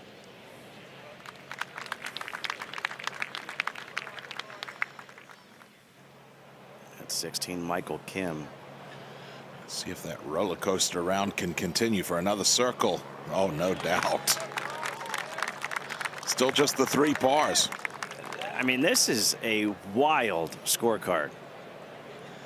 Well, you can take that all the way back to his final hole yesterday, where he chipped in for eagle to make the cut. Quickly on the move there for Higa. Knew he'd missed that one to the left. It'll just be a par for the young Japanese superstar.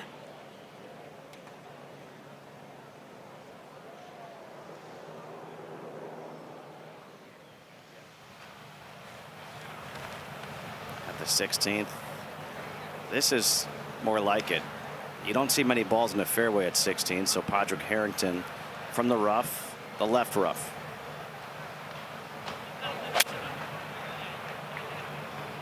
See if he's strong enough to get something up around the front of the green. That's going to be a difficult one there. Doesn't get all the way to the sand. That's going to be landing on a little bit of a downslope. It'll be tough to get that close.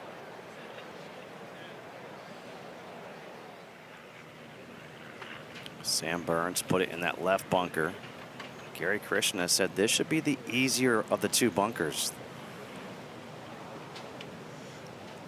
Going with a different kind of shot there, just dumping it out, letting it take the slope, and that's pretty well done.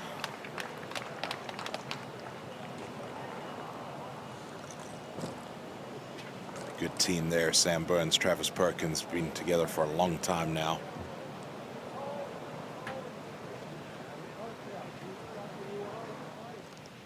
Michael Kim now on the tee at 17. Not the most comfortable hole location for Michael. Likes to move it right to left. How aggressive does he get with that right-hand side? He's turning left.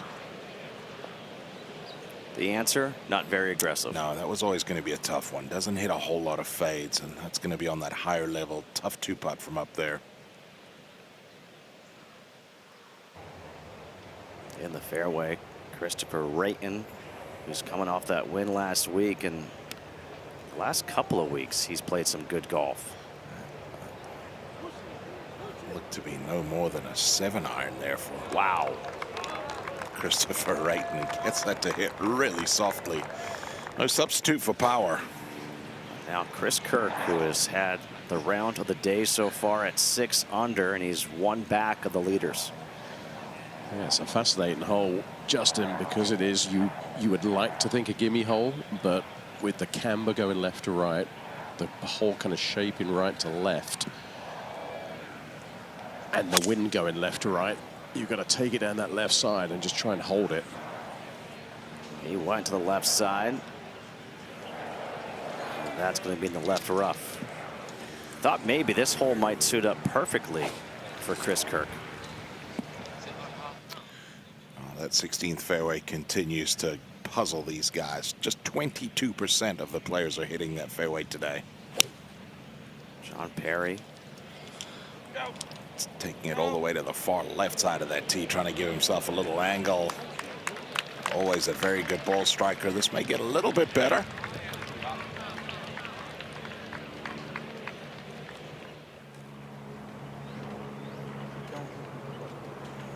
Looks like Keith Mitchell is looking for a ruling.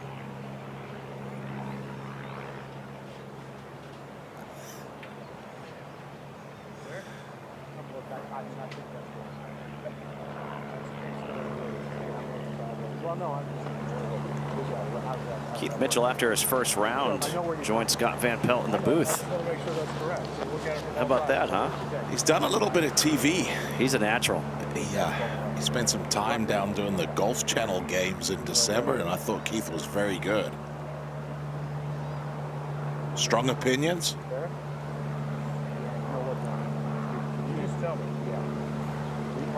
what you can do is get it on the ridge there. So is that okay? That's okay. Getting relief there. Looks to be from a sprinkler head, and he's just wondering if he could get it all the way to the fringe there where he would have been able to putt it, but doesn't look like he can quite get it there.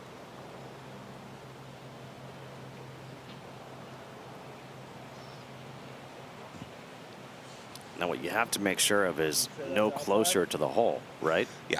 Yep. You can see there the angle. Now he's just making sure that he's inside of that one club length. Should be fine there. Well, they're taking care of things over at 13. We'll go to 16. Padraig Harrington taking this up high. That's excellent there. That's very well done there. You could see that follow through, trying to help hoist that ball up in the air. It's about as good as he could have done.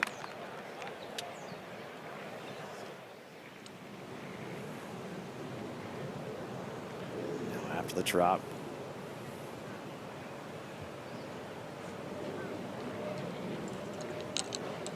We talked about the hands of Shane Lowry. I've seen Keith Mitchell pull off some shots where you're just going, how? He's put in a lot of time with Parker McLaughlin, the short game chef, as they call him, and he's become very good around the greens. It didn't used to be a strength for Keith, but become very good. This one's going to kick left when it bounces. Okay, not too bad. Keeps it underneath the hole.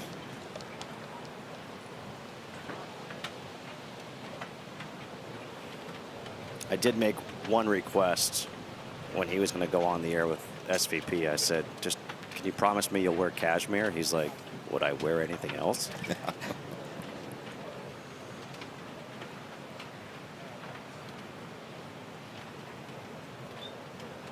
I actually thought he's one of those guys. He played in the Zurich with Brandt Snedeker. And I think you and I spoke about it. He's one of those guys that I would take a flyer on him as a captain's pick. President's Cup. I just think he'd be fun to be a teammate. I tell you what, he wouldn't be a weak link, and he's not going to let you down. As we see a ball on the way from Tom Hoagie. Will this one hang on to the back left corner? It should. I actually had a friend from Philadelphia said, how great would it be if a guy with the last name Hoagie won here in Philadelphia? It's going to be very similar to where we just saw Keith Mitchell. That was a little unfortunate there. That could have hung up on the green.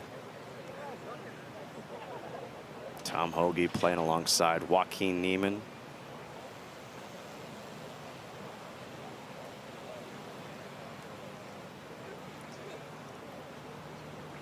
He's one of those players that people have been waiting for to win a major. Got all the tools here. Hits it a mile for a slight guy. He's going to need to land this one short of the green. He's got one of those low piercing ball flights. Got a solid round of golf going today, a couple under.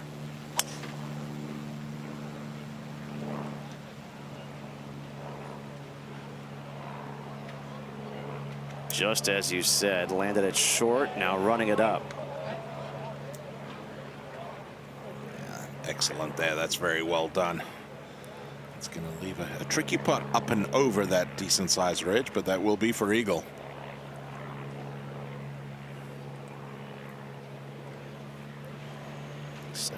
Kim leaving the flagstick in, and it is blowing now. Yeah, speaking of tricky putts here, tough to get the speed correct on this one. Especially putting back into the wind. Yeah, that's always the hardest thing when you're coming downhill back into the breeze. It's tough to judge how much effect that wind is going to have. Padraig Harrington at the 16th for birdie. This would be a heck of an up and down for a birdie. Just runs out of a little bit of speed there.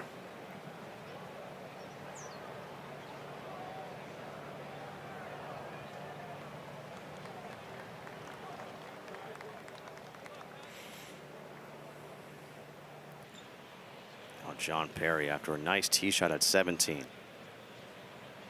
Should just go a little from his left to right, keep the speed up. Good attempt there. We saw the flagstick. It's now blowing about 16 miles per hour. Yeah, and that was the forecast was for winds to pick up Gusts into the mid-20s as we get into the afternoon. With the sun out, the golf course is going to continue to dry out. These fairways are going to get smaller and smaller and hotter to hit as they speed up. How about that? Christopher Rayton. That is exactly how you would draw it up right there. Just beautiful tee shot. Eagles at 13 and 16. He's the only one so far to do that. And just like that, he's within 2 of the lead as well. Sam Burns. That's a birdie at 13. There's that putter. And we're starting to see that 13th hole play more and more how we expected it to. Averaging just over 3.5 right now. Oh, just too much speed. You talked about trying to get the speed in the line right. We've seen anyone who goes hard at these holes, they just don't fall.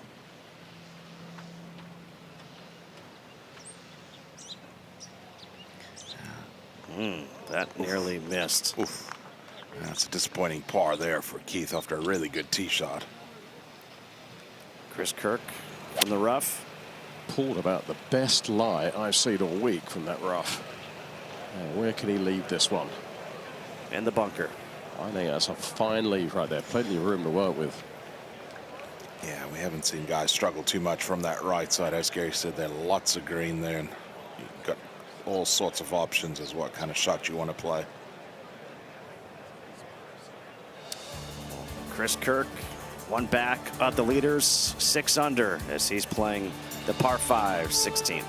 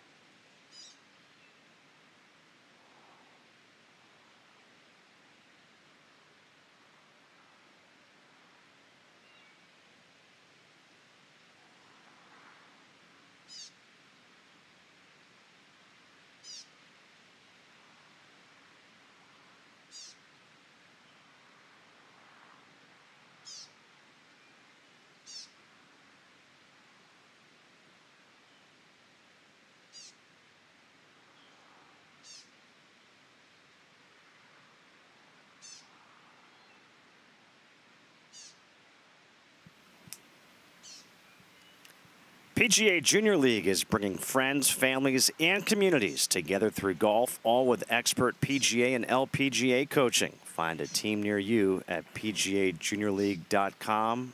Lucky enough to get a chance to call the PGA Junior League Championships in Frisco, Texas, the last couple years, and these kids can flat out play. Here's Brown at 16, playing his second. One of the few guys we've seen find the 16th fairway and taking advantage of it. Excellent golf shot there. That'll hang on to the back left corner. That'll be for eagle for Dan Brown. Just saw Christopher Rayton do that and make an eagle. Speaking of Rayton, here he is on 17. Now within 2 of the lead. This one miles up in the air, should land very softly. Okay, no problem there. It's going to be a putt up the hill. Back to 13, Tom Hoagie. Similar spot we saw from Keith Mitchell. Let's see if he can judge the first bounce. Kicks hard left. That's one of the best we've seen. Oh, yeah. Oh, just a lip out, nearly an eagle. Got his attention for a long time. Back at the tee, Denny McCarthy with Alex Fitzpatrick. This is Fitzpatrick. Playing that patented cut shot of his. Watching this one closely. Likes the line. Oh, just about a foot or so away from jumping over that little corner. That was very close to being very good.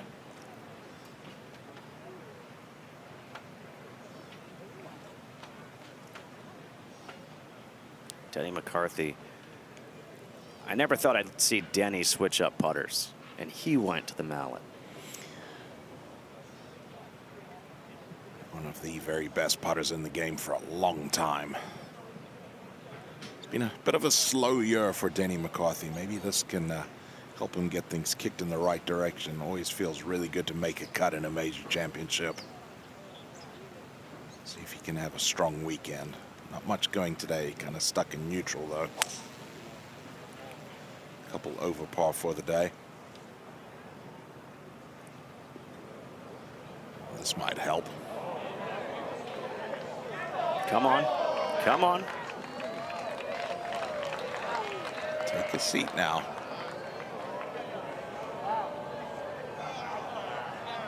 And bye-bye.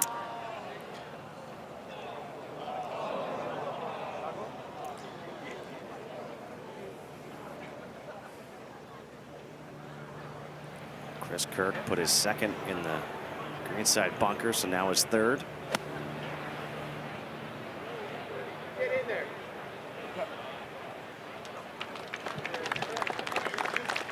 It's just tough to get that one all the way to the hole, but leaves it in a good spot. That's going to be a pretty easy putt up the hill. Padraig Harrington on the tee at 17, 208 yards. Starts on a good line, just left of the hole. Finishes on a good line, just left of the hole. Beautifully done.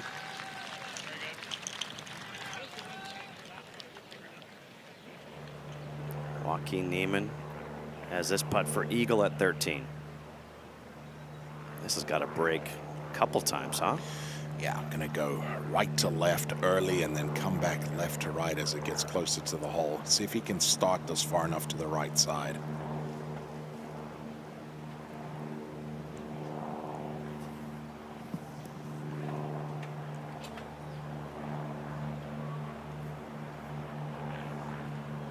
Trying to move it to red figures. This is to get within 3 of the lead.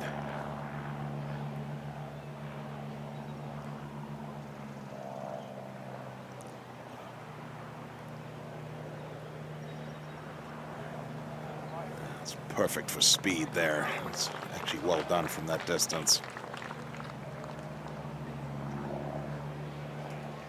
Now Chris Kirk up ahead at 16, trying to putt for a tie for the lead. How about that? Well, he was very fortunate, Chris, because he was in the perfect spot in the bunker where he didn't really have to deal with too much slope, so it could have come straight up the gully. But this is that beauty of this hole, isn't it? If you hit the fairway, Dan Brown went in with a 7-iron, could control it completely even downwind. Chris had to kind of play a game of chess. Where can I leave it to have the easiest up and down? To get it to 4 under. Chris Kirk, no. Don't think you can hit a much better putt without making it there. That putt has to go just a little to the right as it gets to the hole.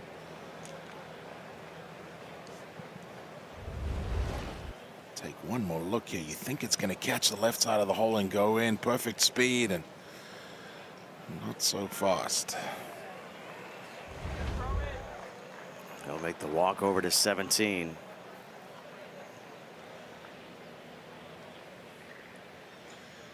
This is Wrighton to move now within 1 of the leads. Slow putt up the hill. Doesn't break a ton. All right, good attempt there. The only players so far that we've seen come through to eagle both 13 and 16.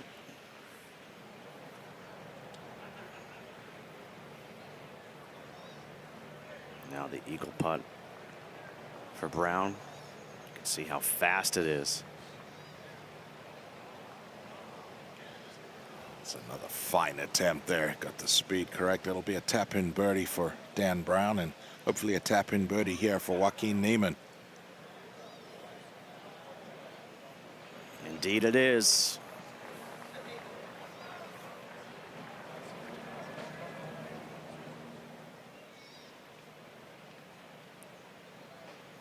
And Hoagie's in there as well with a birdie.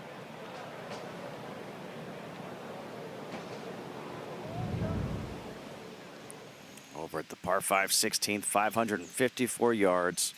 Brian Harman, Justin Rose. Harman just staying in the fairway. Rose in the rough.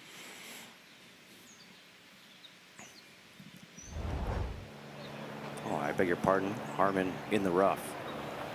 Looks to have drawn a decent lie, though. You can see a lot of the golf ball. Just try and get something up in that bunker in the front there, or try and chase it up that alleyway that leads into the green. Just needs to take a seat there.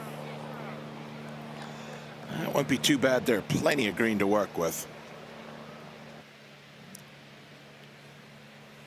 Padraig Harrington for a birdie at 17. After one of the best tee shots we've seen all day, putting straight up the hill, and just lacking a little enthusiasm there, but still a good round of golf going for Harrington.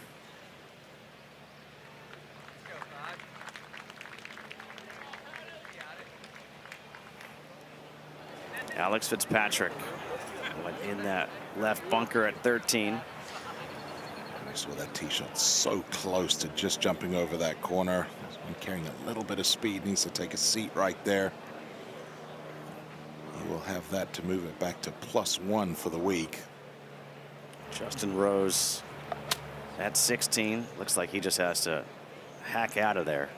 Looked to be a horrible lie there. Trying to get something over there in the right side of the fairway. Give yourself the best angle to this back left hole location. And he's done so nicely there. Ton of credit to Justin Rose, to battling back, putting himself in contention here. Denny McCarthy. This one went right up against the rough, so are we going to see him maybe belly one? That has to be the play here. Just a bladed wedge. Looks like he's got that ball way back in his stance, and he's actually going to try and chop down on it. Going back and forth between a couple different shots here.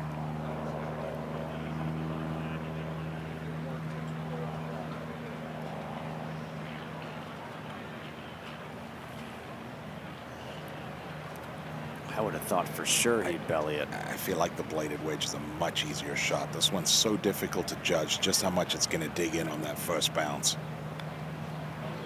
Yeah, not too bad there. Comes up about 4 feet short. Over to 17. Daniel Brown. Another player taking it to the left side of that tee, trying to give himself the best angle to this right-hand hole location. Another very good iron shot there.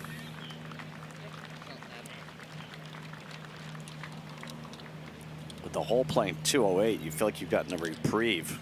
Yeah, we saw this hole playing over 240 yards the opening round. A little bit easier today, and we have seen a couple birdies today at 17.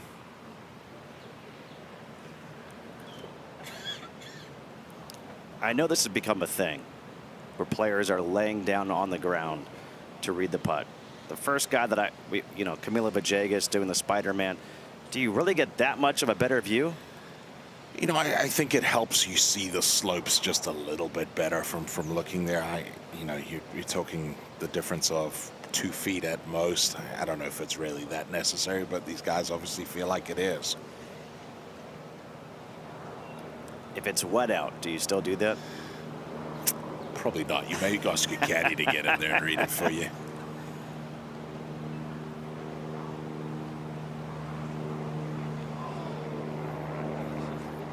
That has been the miss from that angle. Guys are playing for that putt to go left, and it really doesn't.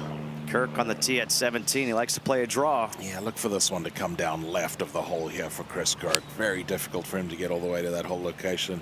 That's just hanging on that right edge there, Brendan. Oh, what a bounce, Gary. Wow. What a bounce. Hey, he knows his shot shape. He was taking it on.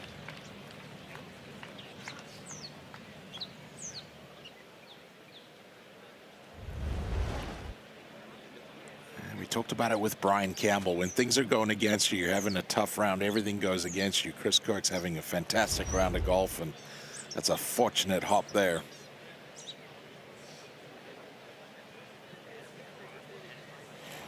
Go back one to the 16th. Justin Rose trying to make that charge up the leaderboard, playing his third. Great angle from far right corner here at 16. Should be able to generate plenty of spin.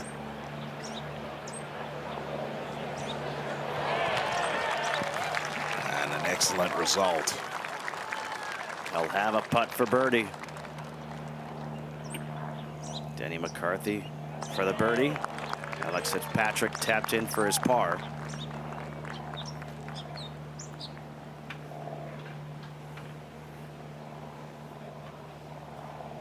Just the second birdie of the day for Denny McCarthy on a day where lots of guys are going low.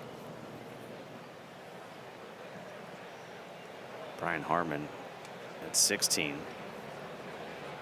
This will be his third.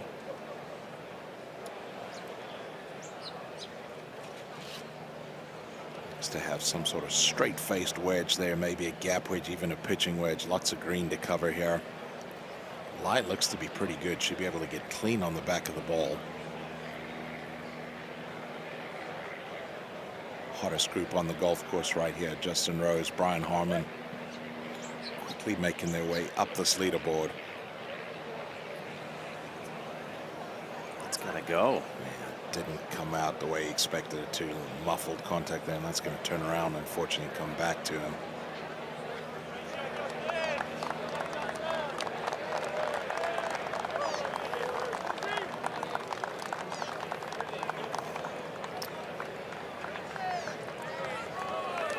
Wow. What was a pretty straightforward third shot is now a very complicated fourth shot. Completely changed the angle, and that ball set up against that longer cut of rough as well. You could see Harman's hot right now. Yeah, doing the right thing though. Just taking his time there, walked up to the green. Good time for your caddy to get in, maybe say something to you, just slow you down a little bit. You got a really good round of golf going.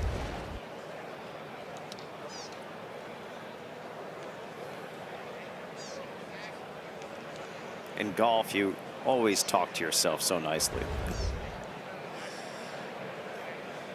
Well, again, doing the right thing here. Just absolutely no rush. Got a veteran man on the bag there in Scott Tway. And these guys do set the record for the biggest height discrepancy for caddy player tandem. So when Tway steps in, you listen. Good partnership. Have been for a long time. Now the fourth here for Harman.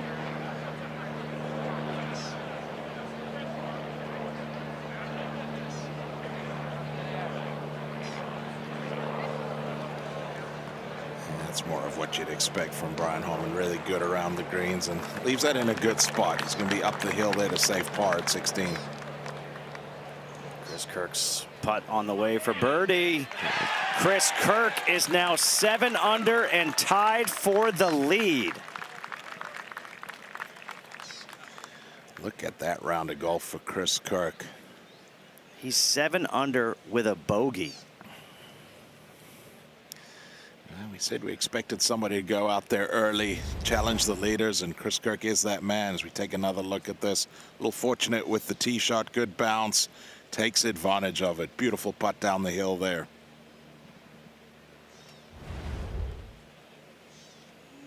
All of a sudden, the leaders have some company.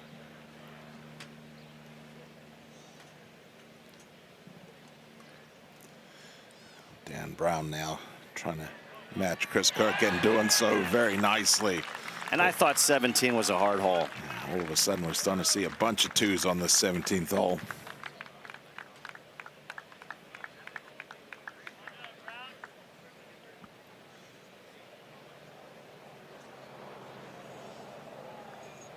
Back to 16, Justin Rose has this putt for birdie to get to within 1 of the leaders. Now a 3-way tie atop that leaderboard. Justin Rose was out of position off the tee, forced to lay up down that right side. Beautiful third shot to Aaron. Just trying to make birdie the old-fashioned way. Quick one down the hill, should break from his left to right.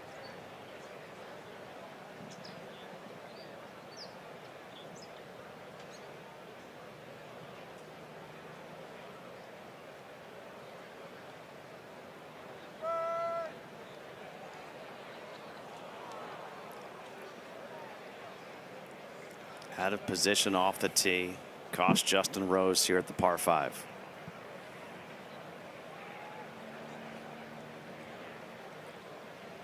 Again, though, Justin Rose doing such a good job fighting his way back into contention at a major.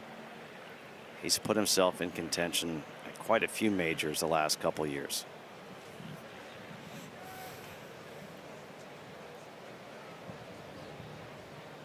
Brian Harman grinding, trying to save his par here at 16. Brendan, this could be one of those where you make the par putt and it gives you that confidence going forward for 17 and 18 after what you thought could have been a disaster after your third.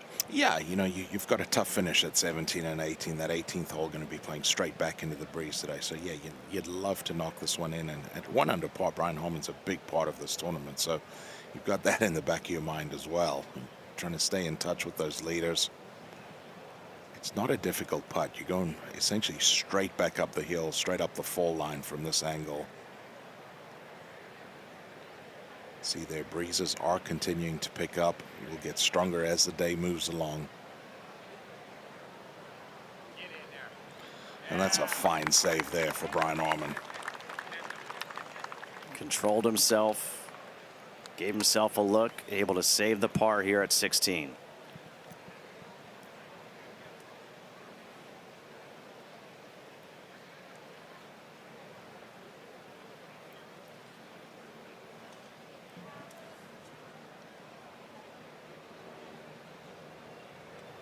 Now Justin Rose for his par. Remains just 2 behind the lead of Smalley McNeely and now Chris Kirk. Heck of a round for Justin Rose. Things are tightening up. I didn't think it was even possible. It was so tight already. Third round of the PGA Championship.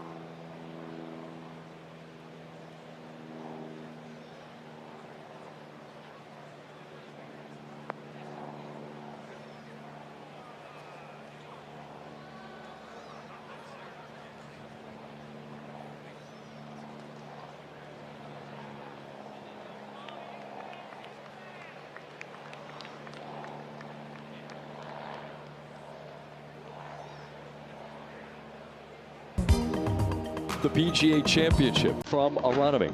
There are 58 players within 6 in the lead, the most in history.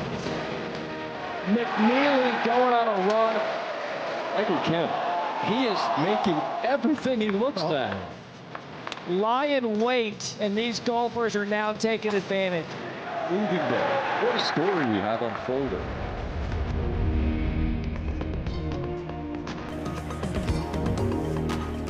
It's moving day in Philadelphia as featured holes coverage continues here on ESPN. Stephen Watson, Jane Crafter, Ewan Porter on the ground for us this afternoon. A beautiful day in the city of brotherly love, and a jam-packed leaderboard continues, Jane. Oh my goodness, what a morning we've had. There are birdies flying. It's all happening. Out to 17, Brian Harman. Should be a good pin for Brian. Left-hander would try and bring this in from left to right with the draw. Hole location. Oh, that got a huge kick. Hole location in that front right, but he hit on the back of that downslope. Sam Stevens at 13. Of course, this hole today just playing 292 yards, 266 front, and that is OB1 out of bounds. And he will be forced to reload. Luke Donald did it earlier this morning. Well, it's interesting they put you know, some mesh fencing along there. Normally it's just white stakes, so you won't be able to bounce the ball out of bounds, but you can certainly fly it out of bounds, which Sam Stevens just did. Now Luke Donald was able to drive the green with his second attempt on the tee box, and Stevens is headed right. He wasn't about to make that same mistake again. Often what happens. Absolutely. Let's have a look at his reaction when he saw it headed left. Reload. Right away. Rinse and repeat. Well, at least you hope you don't repeat. But that is certainly an expected miss to the right after hitting one left out of bounds. It's a fun hole, though, today, Stephen. I'm really looking forward to seeing what these players can do. We've already had a couple of eagles here today. To Justin Rose at 17, who's having himself a day. Certainly is. Just trying to work this one in a little left to right to this front right hole location. And that's okay. Settles on the front portion of the green. A winner back in Philadelphia at the U.S. Open nearby at Marion in 2013.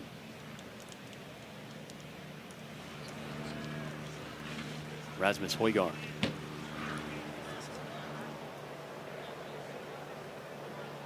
Just offside, off the 16th green.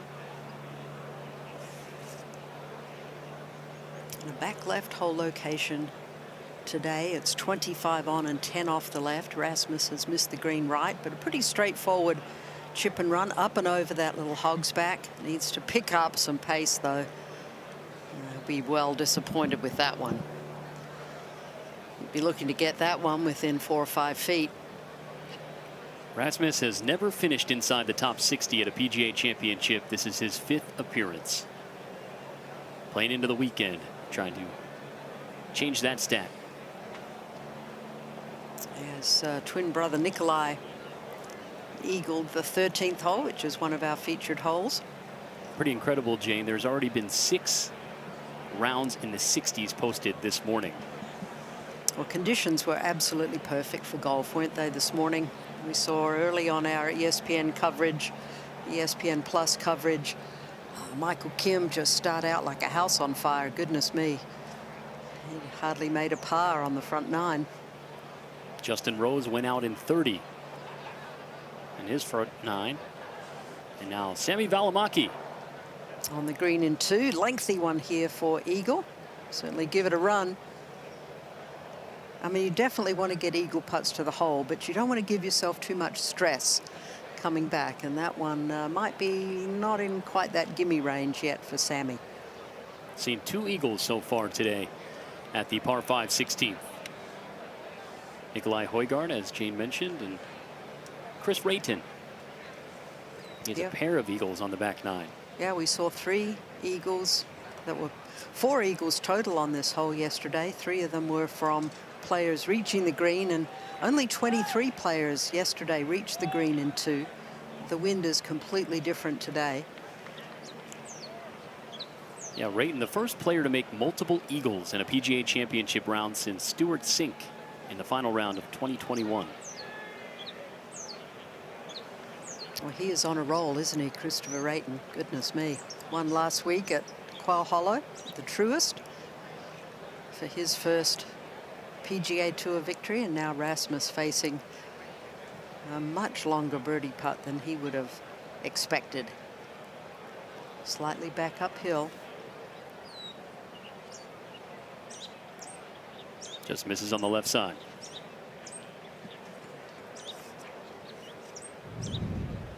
A look at 13 and this new tee box that they created to play this one up here on Saturday, Jane. 266 to the front. So really all of these bunkers, they don't even come into play. The biggest issue is that mesh fence guarding the out of bounds. So you have to expect more players would want to be on the right side. We've seen 4 players drive the green.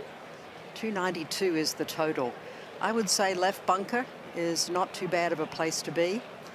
Lengthy bunker shots from these front 2 right bunkers are a little more problematic. Here's Blanchet on 13.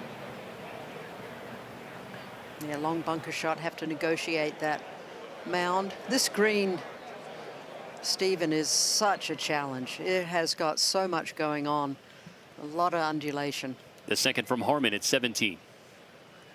And from the back of the green, from that first cut of rough, playing it back in his stance, going to pitch it into that hog's back and let it trundle over. Needs to settle. Okay, all in all, not bad. At least he has an uphill putt now for his par. Back over to 16. Sami Välimäki trying to finish with a birdie.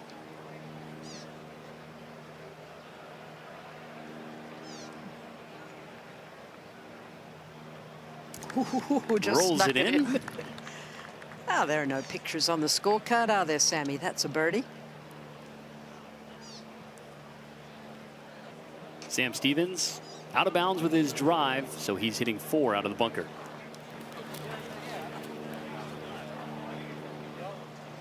Utilizing that slope very well.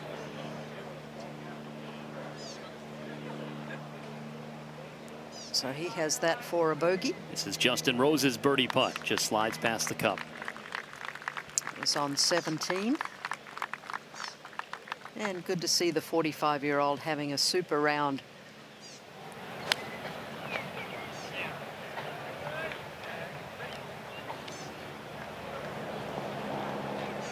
Kazuki Higa hitting his second.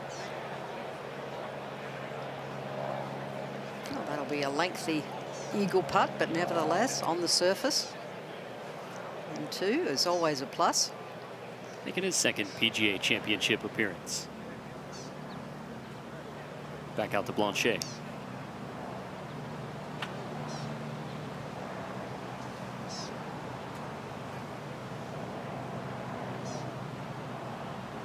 He's made 12 starts on the PGA Tour this season, qualifying for multiple signature events. Making the cut in his PGA Championship debut. Stay up, stay up. Yes, and a cut. And a wave to the crowd as he birdies the first of our featured holes here on the back 9. To Sam Burns at 16. Sam definitely has the firepower to carry those cross bunkers on the left. Oh, terrific tee shot there for Sam. Look at that carry, 296. And that just shows you the slope on this fairway. A lot of camber from left to right. Burns riding a streak of 3 consecutive birdies, coming to 16. Something to monitor as he tries to finish off moving day. Sitting at 2 under. Now Stevens trying to avoid a big number here at 13. Yeah, and this would go a long way, keeping his spirits up for the remainder of this round.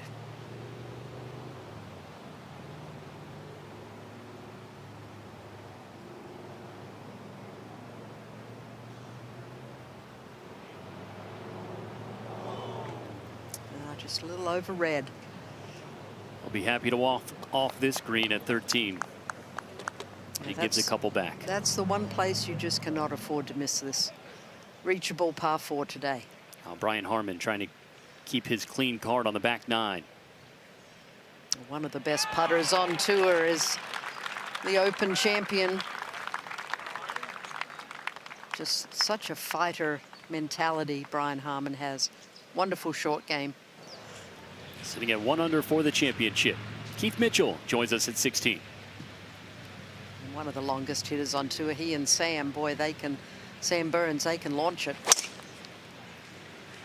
Oh, he got all of that one, Stephen. He knew right away. Walked up to pick up his tee. Justin Rose tapping in his par putt over at 17. I'd be disappointed to end up in the primary rough, though. Now, 2010 PGA champion Martin Keimer at 13. Just going with 3 medal.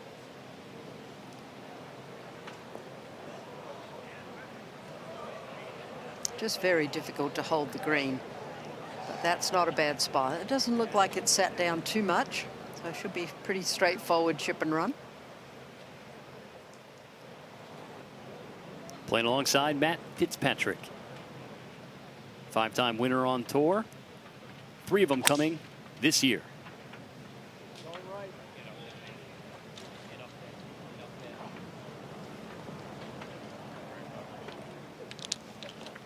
Right-hand bunker. We'll have both Fitzpatricks covered for you here on Featured Holes right now. Rasmus Højgaard. It's set to play at 17. Just about 48% of the field hit this green. In regulation yesterday, it played very difficult. Might be a little bit easier today, but... How about that effort from Højgaard? Downwind, that was well judged.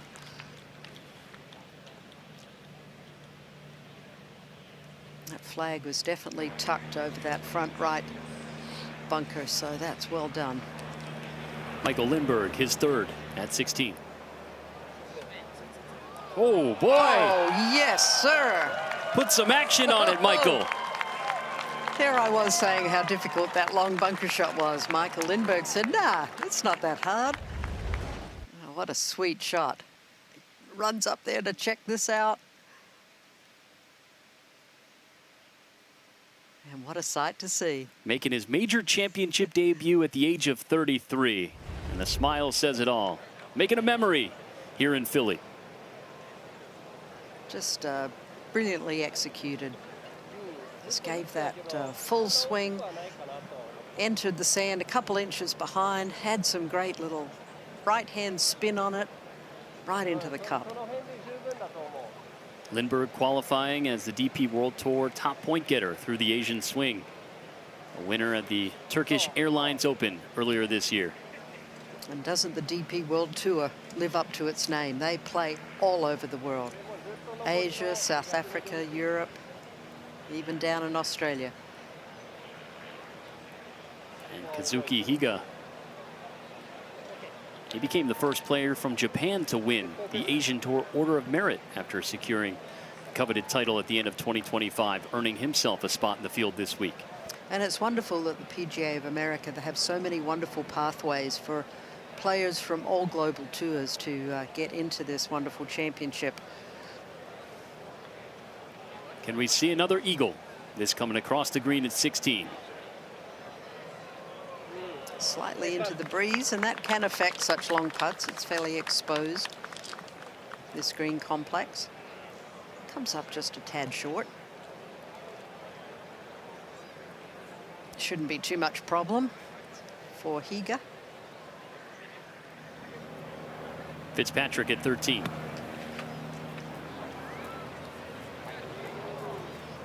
He's normally very good out of the bunkers, but he wasn't able to get any check on that one. I think the downwind and landing on the downslope contributed to that fact. And there it goes, just going to trundle right off the green. And that's what these Donald Ross greens can do to you, Jane. They certainly can. Played a lot of golf myself on Donald Ross greens at Pine Needles, Pinehurst. Number of courses. He dropped some gems all over the country, but especially, you know, in the East Coast of the U.S. Back over to 16. Higa for birdie.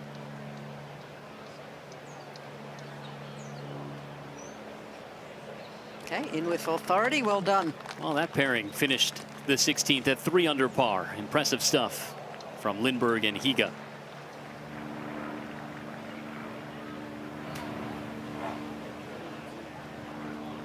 And that was the chip shot of Martin Keimer.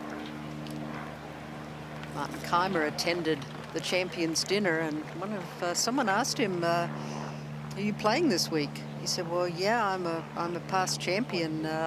I'm in the field. Have you been playing any golf?" "Yeah, I have." Although, admittedly, he has not been playing up to that standard that won him the 2010 PGA Championship. But nice to see Martin Keimer, such a sweet swinger of the club. He said it did motivate him. I bet it Headed did. into this week. He said, "I didn't fly all this way for a New York strip with the PGA of America." With the buddies, that's right. So he's got something to prove, if not just to himself, that he belongs. Oh my goodness. And isn't it wonderful? These past champions get a chance to come back, really, as long as they feel that they can. That's what I love about this game, too. It's not even just the past champions. He's ranked over 1,000th in the world, and he's playing in the weekend at a major. It's just what you love about this game. Any given week. You just never know. Matt Wallace getting set to tee off on 13. Well, let's have a look where these two drove it. A couple of the longest hitters on tour, Sam Burns and Keith Mitchell. 355, but he'll be disappointed that it just trundled off the fairway into that first cut of rough. Sam Burns will be away.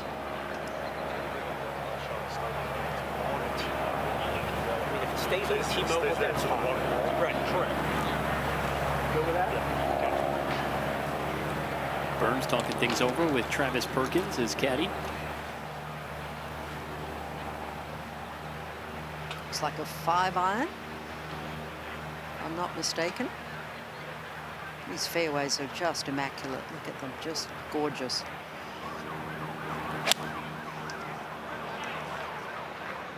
Whole location in the back left. I didn't carry it quite far enough. Front bunker's not the worst spot, though. Matt Wallace ready to play at 13. Nicely balanced swing.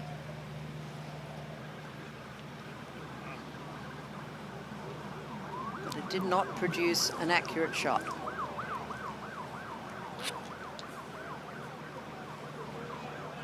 Back to 16. Here's Keith Mitchell hitting his second from the right rough. Yeah, it looked like it got into that primary, about 3.5 inches long. He's going to need all of his strength.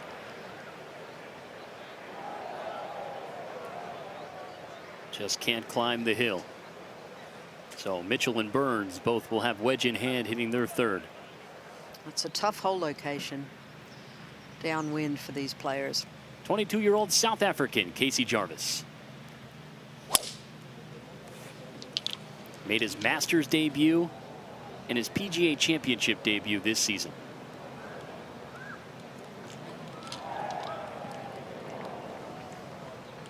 And that bunker shot, that'll be feeding downwind, downhill to the hole location.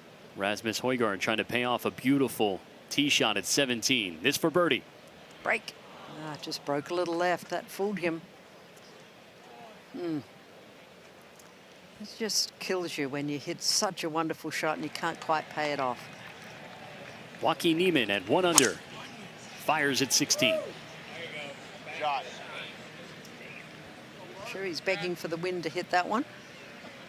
Oh, and it did. Just curved it enough right to hit the fairway. Terrific tee shot.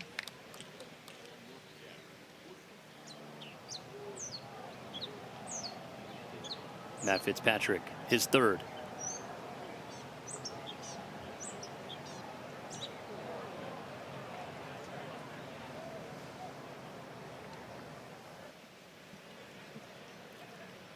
And now Rasmus Højgaard for par.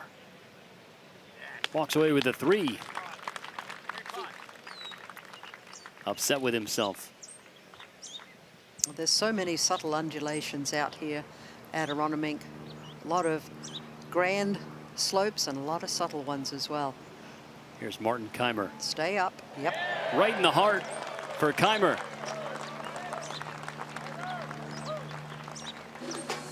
And the 2010 champion making a move on moving day.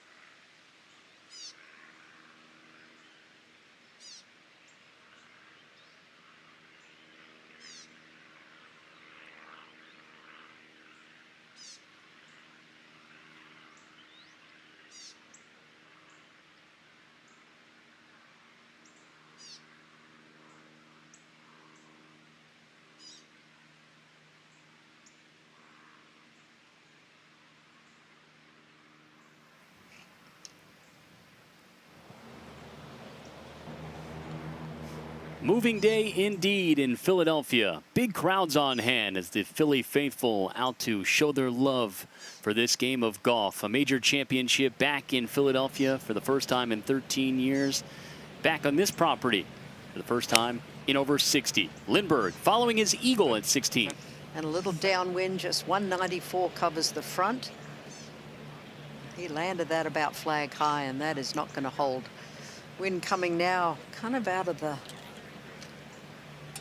little right to left and helping here at 17. This is where the tee shot of Matt Wallace ended up on 13. Well, the good news is for Matt that he does have plenty of green to work with. It's going to be very lie dependent though. Can't even spot him right now. Up, we hear it. Attaboy, Wiley. Yeah. Finds the wrong side of that spine in the middle of this 13th green. Yeah, and some of these slopes can make you look a little silly sometimes. It's just a game of inches. Mitchell from the greenside bunker on 16, hitting his 3rd.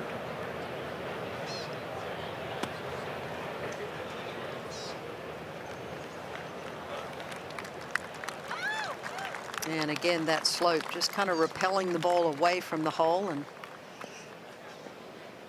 not pleased with that effort. And nearby, Sam Burns from the rough.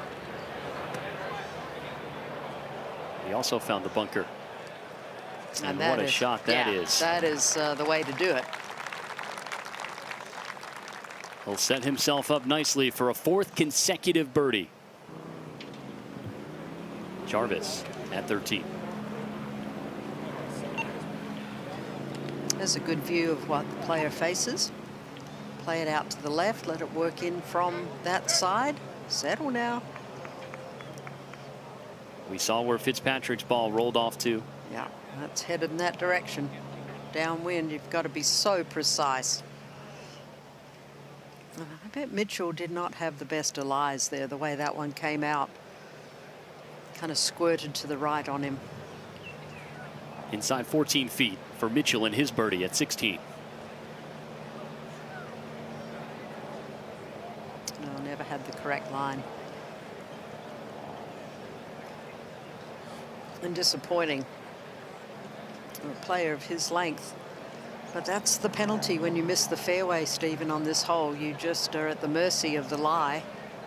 And this tall fescue Poa annua mix is extremely dense, and I bet it's pretty happy grass right now with a little sunshine. It's had some moisture earlier in the week. It's growing. It's probably much longer than 3.5 inches in spots here at Aronimink right now. Now Sam Burns for a 4th consecutive birdie and his 7th of the day to bring him to 3 under. Just inside left. Oh, it broke quickly, didn't it? Touches all of the cup, but it goes down. And Sam Burns making a move here on Saturday. Look at that, 4 in a row. It's brilliant stuff. We've already seen 3 65s posted today. Chris Kirk, Chris Rayton, and Justin Rose all in the clubhouse with a 65 here on Saturday. And Sam Burns trying to join them. Dustin Johnson out there on 13. 2-time major winner. And Ewan Porter has joined us. Welcome, Ewan.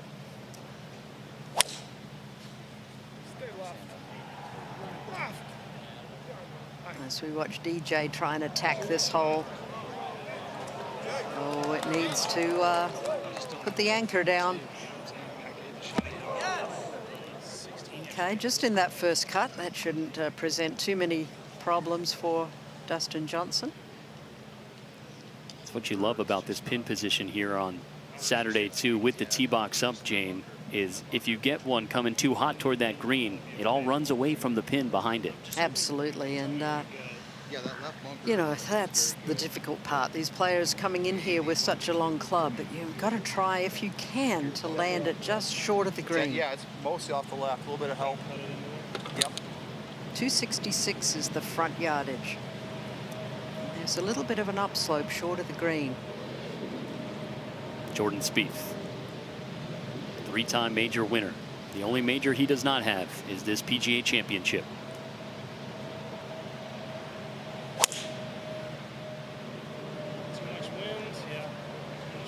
He's overcut this. Might have caught that greenside bunker. It'll be lie dependent. Hopefully it didn't bury. Here's Michael Lindbergh. Uphill to start with, into the grain, then it crests this hill and will start to pick up pace. Could he go back to back? Yes! An eagle and a birdie for Michael Lindbergh here on our featured holes. Oh, great stuff. Back out to Joaquin Niemann. Hit a beautiful tee shot here at the 16th. Back left hole location, just 25 on and 10 off the left. Coming in with a fairly lofted club. Oh, how good was that? Brilliant. Not sure he sees it. That or he has a very stoic reaction to a beautiful golf swing. He'll be pretty happy when he finds out how close that is for Eagle. Casey Jarvis at 13.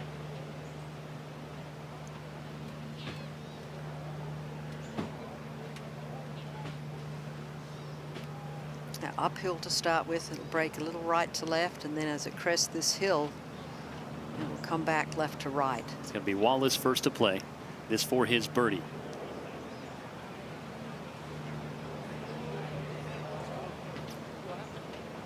He never quite got that started far enough left.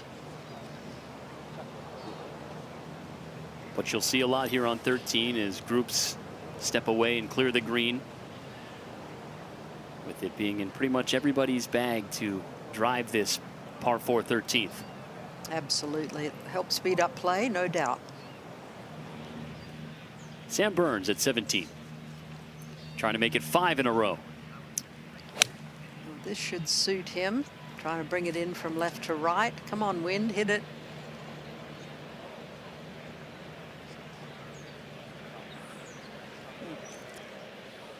Don't think he'd be that thrilled with that effort.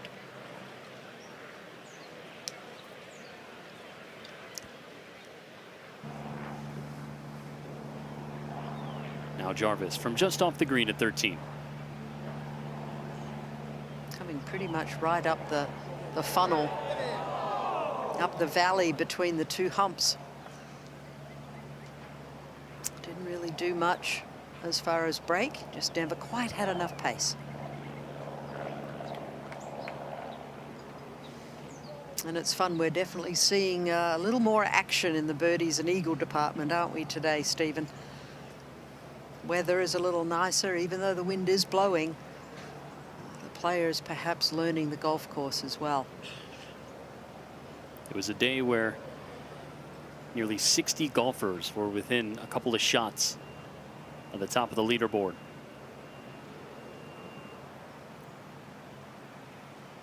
Now Wallace for his par.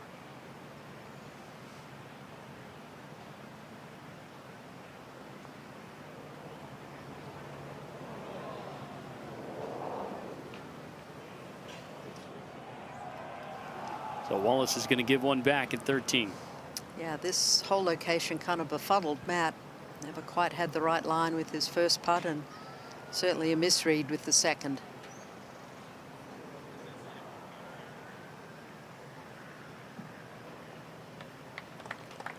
A bogey for Wallace.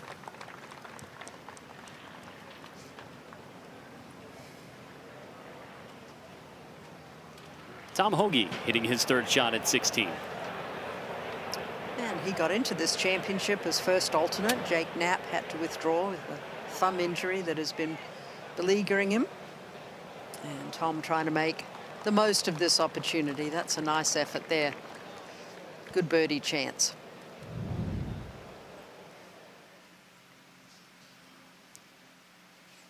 Look at the tee shots from Jordan Spieth and Dustin Johnson here at 13. And Dustin Johnson just through the green. Jordan certainly going to be lie dependent in that smaller of the two front bunkers.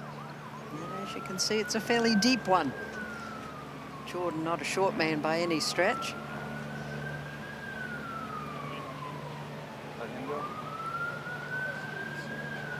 It's tight quarters around here. He's making sure that he's okay to go because the tee box for 14 is close.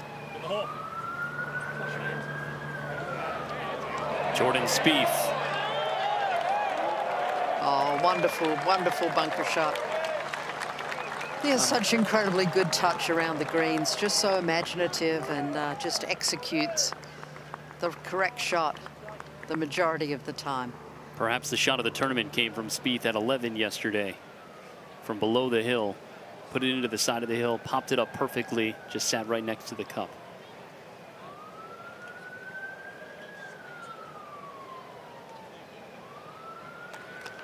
Tom Hoagie finishes it off. Makes his birdie, and he's back to one over. He's had a good number of birdies today, sprinkled with a few bogeys. I'm sure he's would love to eliminate those. But here's Joaquin Niemann at 16 for his birdie.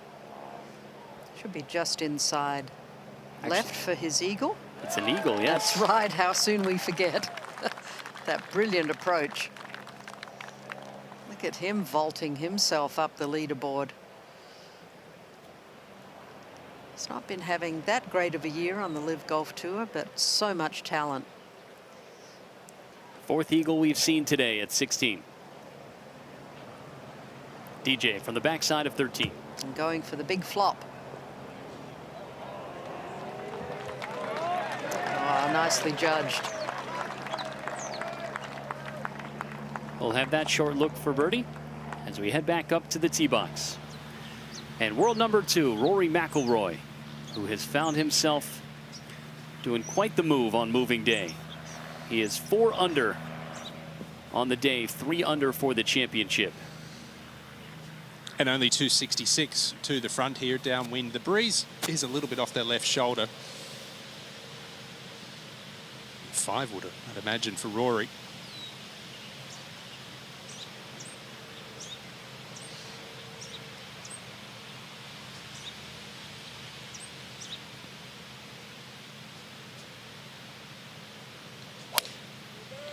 sending it way up in the air, turning against that breeze. It's heading a little left of the green.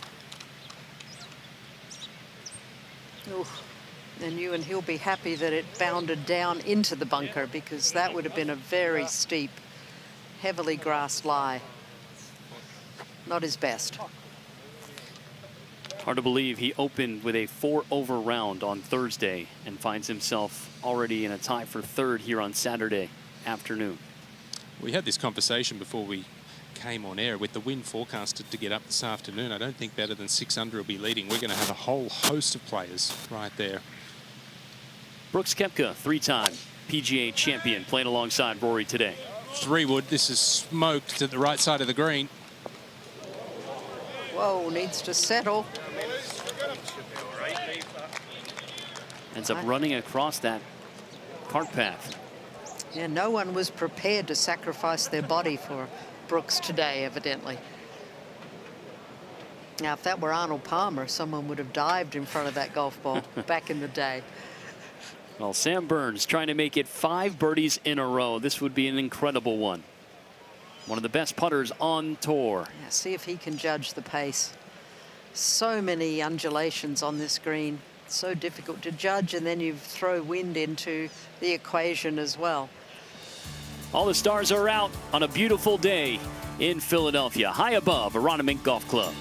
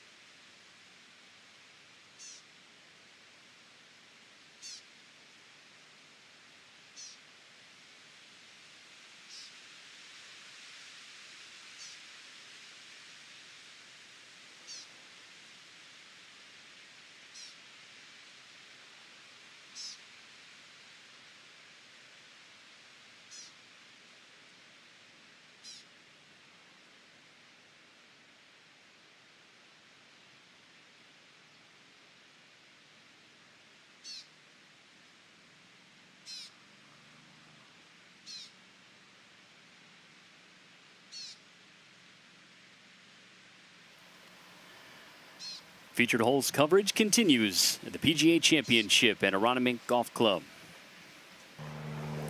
Dustin Johnson missed for birdie at 13.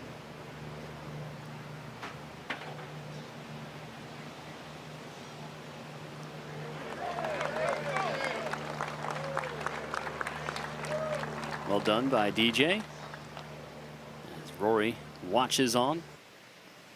Sam Burns for par at 17. Trying to keep his clean card on the back 9 here today. And a rare 3-putt. There were 169 3-putts yesterday, Stephen. And these greens in that cold, windy weather. Yeah, the most in any PGA Championship round in the last 20 years. That's just amazing. And you don't see that from this gentleman very often. So he drops to 2 under par.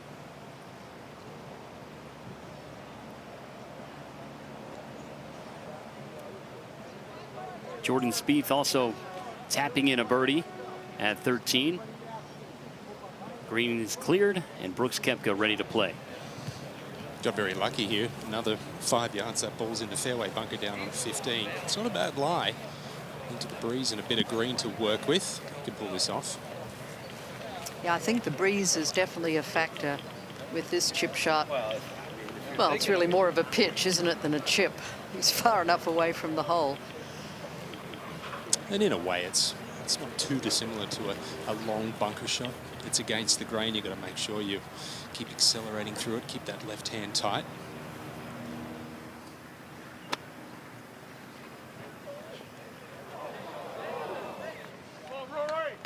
No, not bad. Not bad from there. So difficult to control.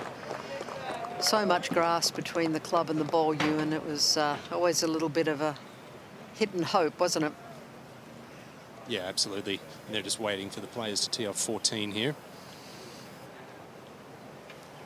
While we wait, we head over to 17. Joaquin Niemann hitting his tee shot at the par 3. 208 to the hole, 194 front. Wind helping a little off the right, trying to work it in from left to right against that breeze. Could have done with one more club.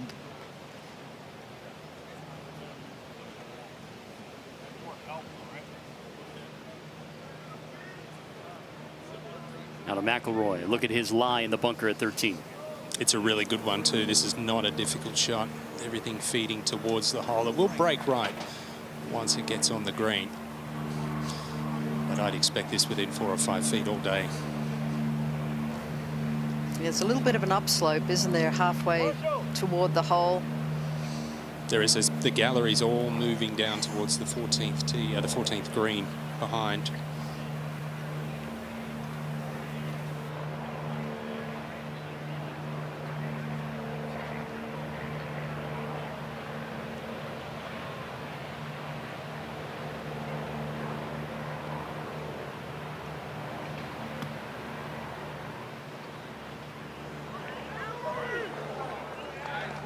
That's pretty good. Left it in a good spot for his birdie putt.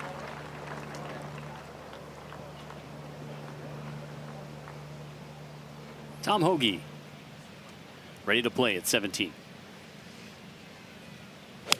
Hole today, 14 on and 7 off the right.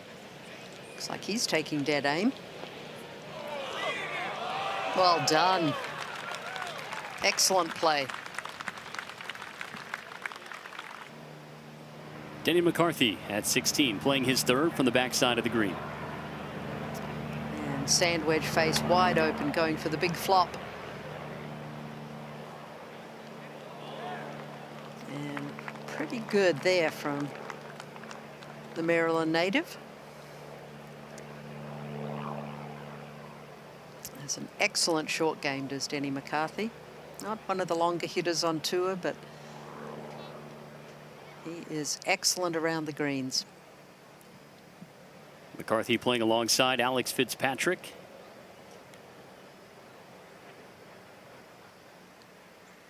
The younger brother to Matt, making his PGA Championship debut.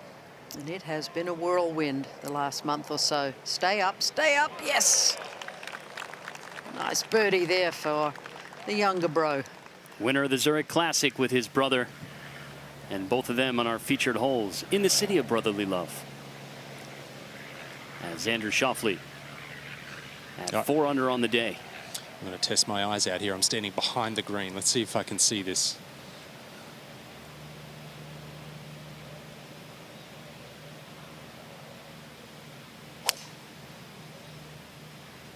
Nope. Lost it. Fading off to the right, Ewan.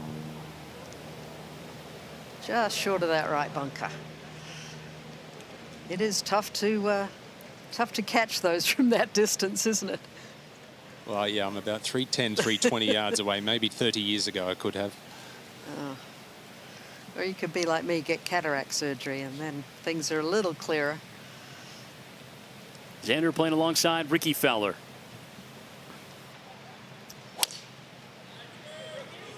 Well, this is looking good. Promising.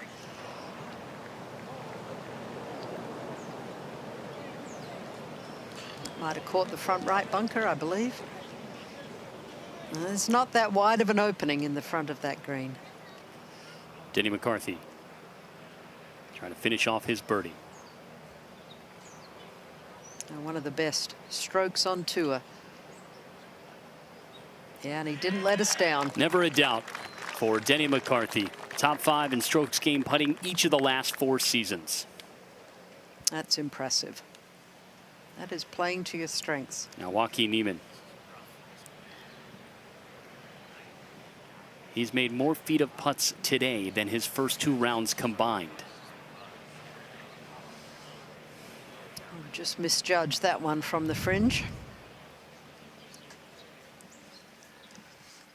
So look at the makes and misses on this 13th green and where McIlroy and Koepka will attempt their birdie putts. We'll see how accurate my greens book is here. Just taking a glance at it, this should go right at the hole.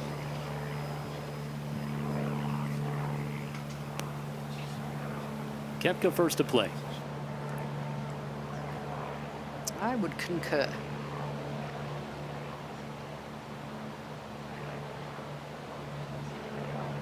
Looking for his first birdie in the back nine. There you go. He hasn't made terribly many putts so far this week. Although one on number 9, I venture to say, made him pretty happy with that eagle. Looking at his scorecard. Tom Hoge now. And Hoge, a popular name in Philadelphia. Absolutely. Look at this little stretch of golf for him. Nice. Apart from those double squares, we're not fans of those.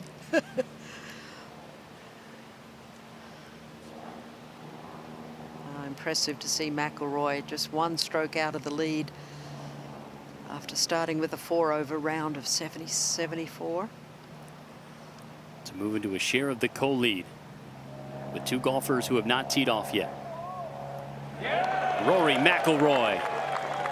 What a day in Philadelphia. And those players up on top of the leaderboard will be hearing some very loud footsteps behind them. Now, Joaquin Niemann at 17. A big putt here for Niemann. Keep the momentum. That's a soft bogey, really.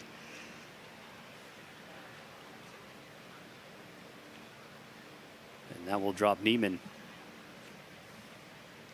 back to 2 under par.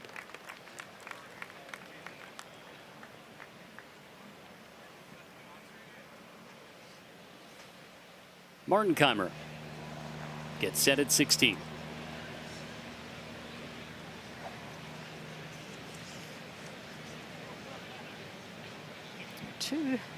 Around 289 yards. Carries that furthest left bunker. It is playing downwind off the left today.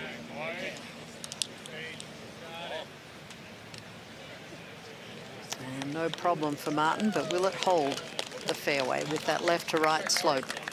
Yeah, you've got to be just so precise. That left to right wind just keeping the balls just heading that direction. The fairways are deceivingly large to the eye, but with the way that they slope, Jane, it's actually pretty tight fairways for a lot of these golfers. Very much so. Very much so, as Denny McCarthy now trying to figure out exactly what club to use here at the 17th. And you can see 208 yards today, but I think the ideal landing number would be somewhere around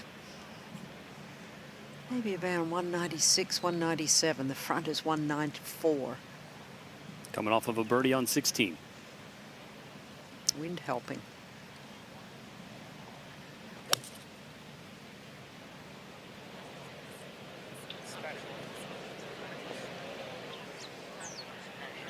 Yeah, just kind of double crossed. He was trying to bring that in from left to right and just close the face there at the last minute. That is going to require all of his skill, of which he does have plenty.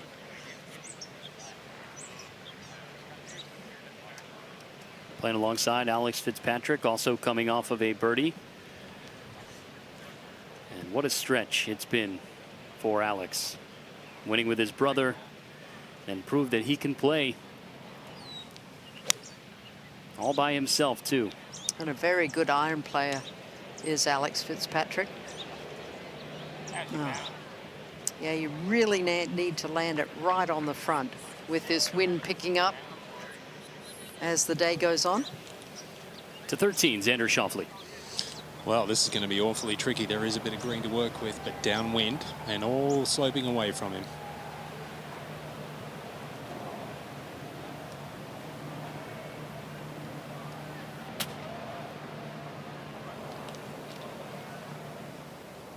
So hard to control the golf ball out of that thick stuff, isn't it, Ewan?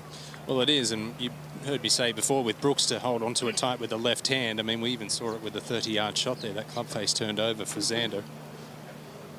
Yeah, really, it's like the last 3 fingers of that left hand. You've just got to really be tight with it and just keep that club accelerating. Now Fowler. Benefit of the bunker, he can create a little more spin, but that needs chase. Get over the hill. Oh, that didn't need much more. Maybe another couple of yards of carry and it would have been perfect. I'll start to head back and grab him.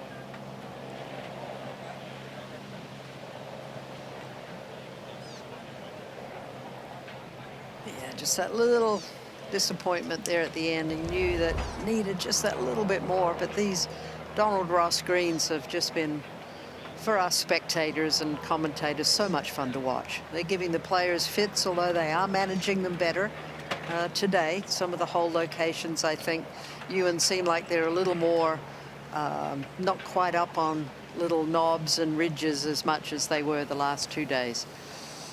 And we heard Scotty Scheffler say they're the toughest pins that he's seen in all his years out here on the PGA Tour. But sometimes you got to do that. You got to test the best, especially how far they hit it now.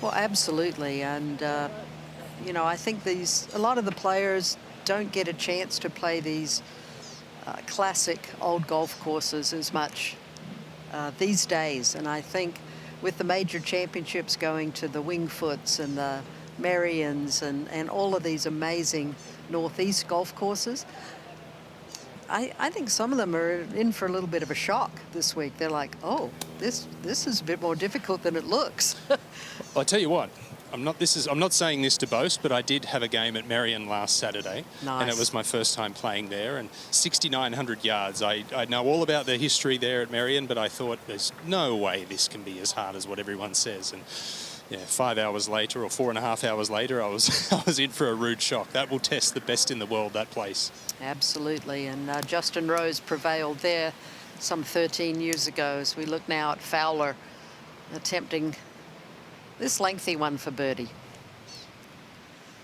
To get him back to red numbers. Yeah, it just drifts off to the right at the end. The US Women's Open is going to Marion in the near future, which I think will be a lot of fun to watch for the world's best women players. Look at the scorecard. It's been a clean card for Ricky Fowler, but so many golfers throwing out low numbers today. He's got to start making a move. Yeah, and he's getting to the part of the golf course that is not terribly easy. The back nine has certainly played a lot more difficult. Yesterday, it was much harder than the front nine.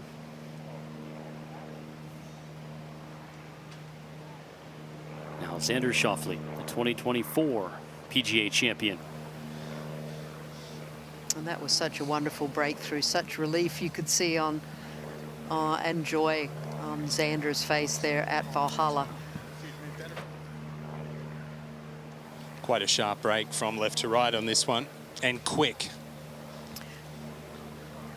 Yes, we can see all the different levels of sheen on this green from this vantage point, from this camera angle, and it is definitely going to be left to right and speedy. To join McIlroy and company. Stay up.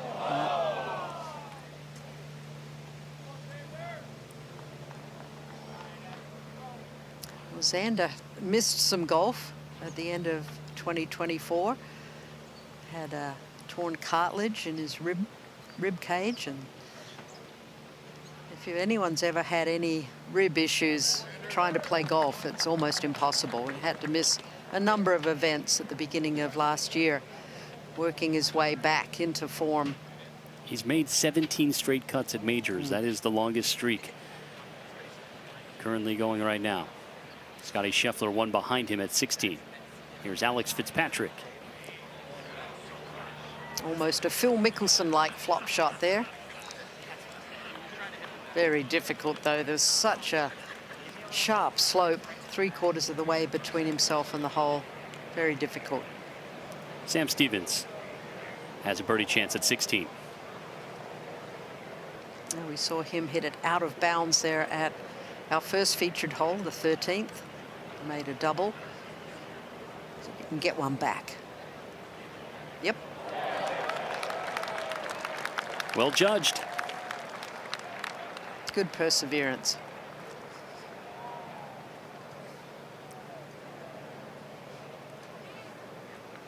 Over to 17. Denny McCarthy coming across his 17th green for birdie. There's that big ridge he's going to traverse. Oh, Denny is not going to be very happy with that effort. It's uphill into the grain to start with. You've got to give it enough oomph to get it up and over that slope and then let it drift down to the right in the hole. Over to Alex Fitzpatrick for par.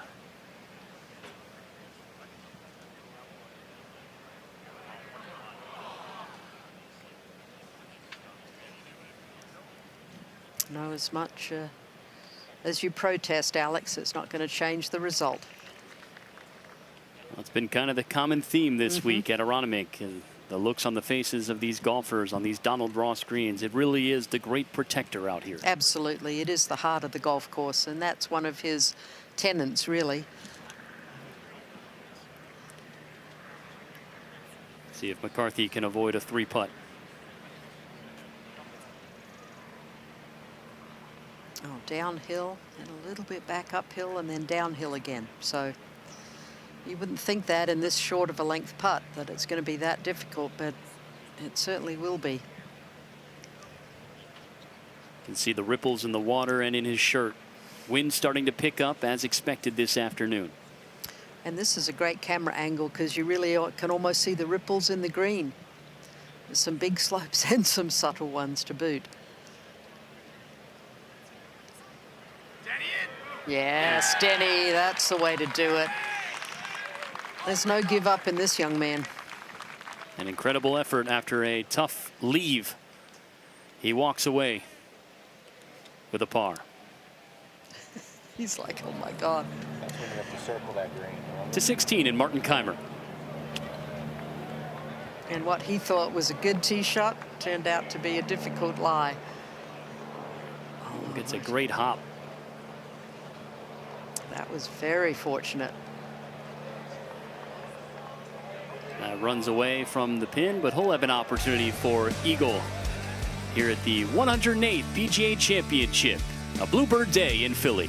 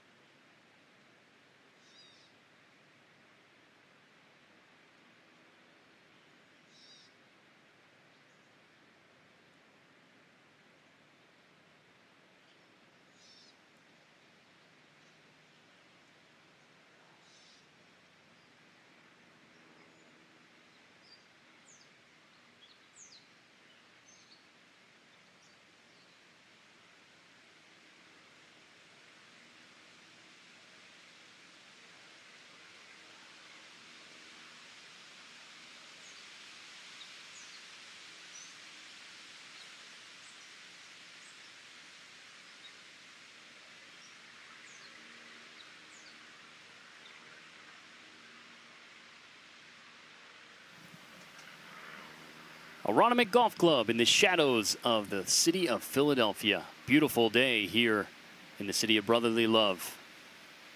Look at this Donald Ross. Beautiful property. Second time hosting the PGA Championship. Sam Stevens at 17. 194 covers the front, and that is all you want. Sam Stevens just hops over the flag. Hold on. And you can see that flag is really starting to whip. Downwind and so difficult to hold the green. Green's getting a little bit drier. That sun, the wind is blowing, so I'm not sure you can really take it right at the flag and expect it to hold. I think the ideal shot would be just to fade it in and try and land it slightly into that upslope right at the front. Chandler Blanchet next to play. Well, that looks promising if it's the correct club.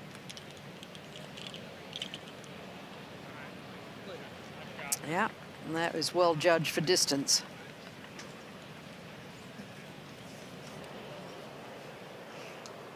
Over on the 16th green, Matthew Fitzpatrick playing alongside Martin Keimer.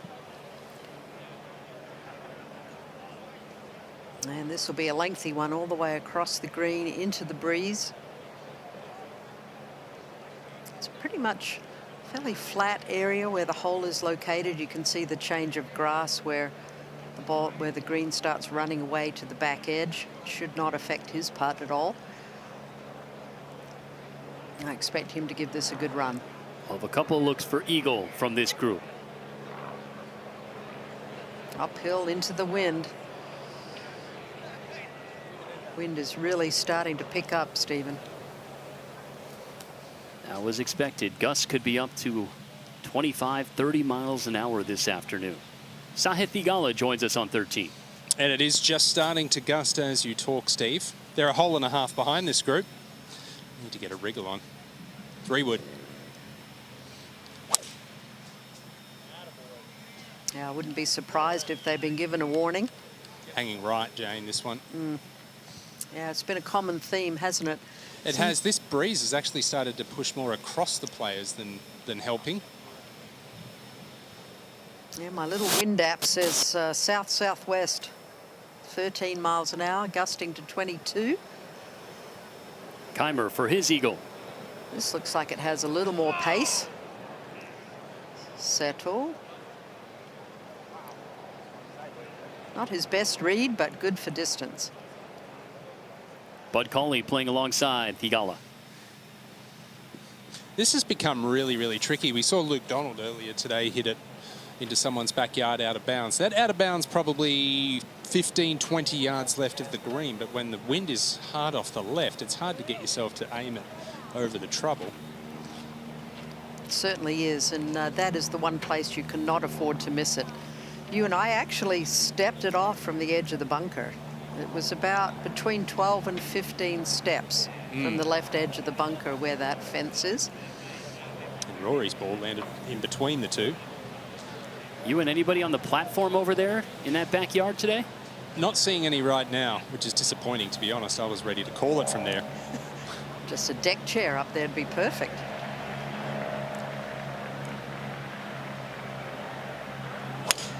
Spent an eternity over the ball there, Bud Cauley, turning it against the breeze. Will it miss the bunker? No. No. And even if it had missed the bunker, it was trucking. It would have been over the green by quite a bit, I think.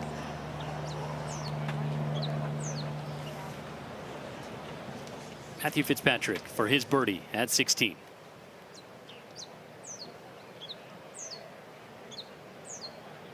See if he can read this one correctly. Yeah. Walks it in. Moves to 1 over. Back-to-back birdies for Fitzy. His 4th of the day. US Open champion. They're at the Country Club in Brookline, Massachusetts. That's a classic old golf course too. I think those kind of courses pique his interest. Now Keimer looking to do the same. And this should break to his right. And he's to 2 under. Well done. He is playing some excellent golf, Martin Keimer. For someone who's, what did you say, 1,000 in the world golf rankings? Yeah, 1,160th in the world. There's now 26 golfers within 2 shots of the lead. Oh, after a nicely judged tee shot, Blanchet. It's a low stress par.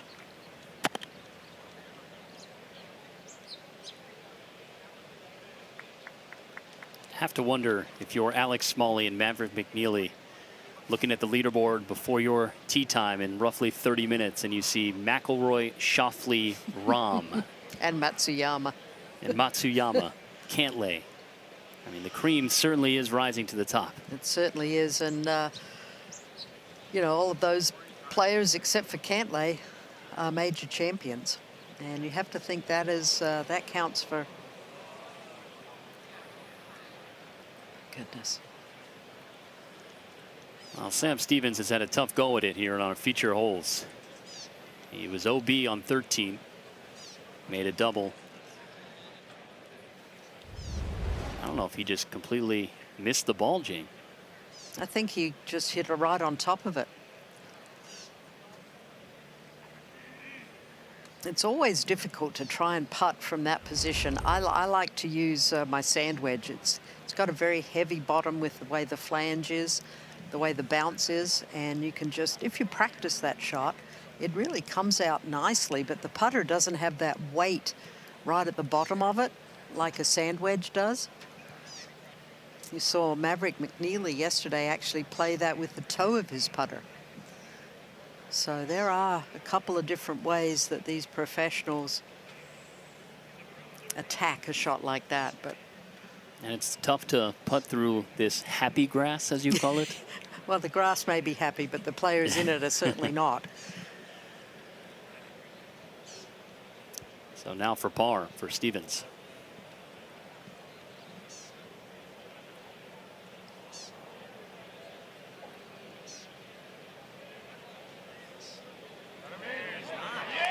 Oh, now that's a 3. It takes a lot of guts.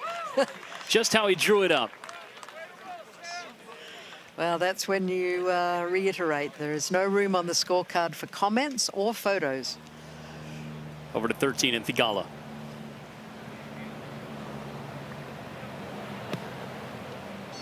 Trying to get as much spin and height as he could. Oh, look at this work its way to the cup. Oh, Thigala, do it for us. Brilliant stuff, Sahith.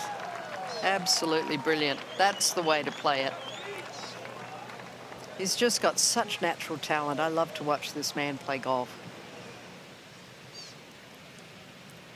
To 16 in Jordan Spieth.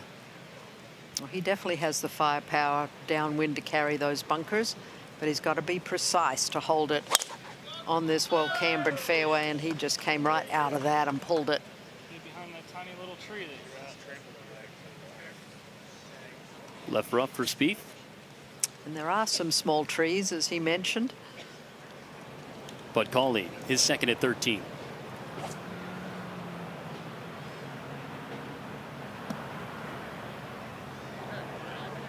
From a different bunker for Bud.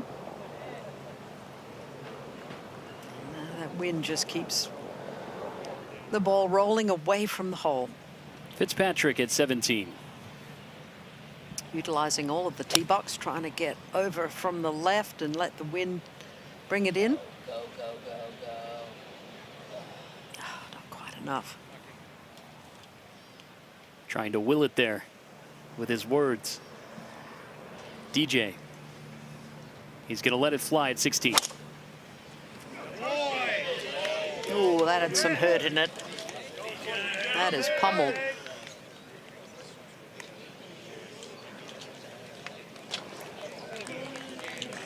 That's so much fun to watch him hit the golf ball. The torque that he can create is unbelievable.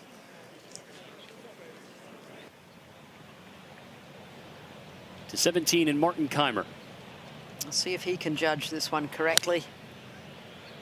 Wind helping off the left now.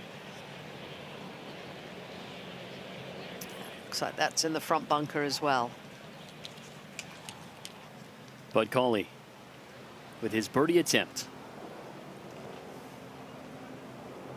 Should break left. Oh, 6 inches down. Thank you. it's a birdie for Cauley. Thigala also tapped in his birdie. So a good 13th hole for this pairing.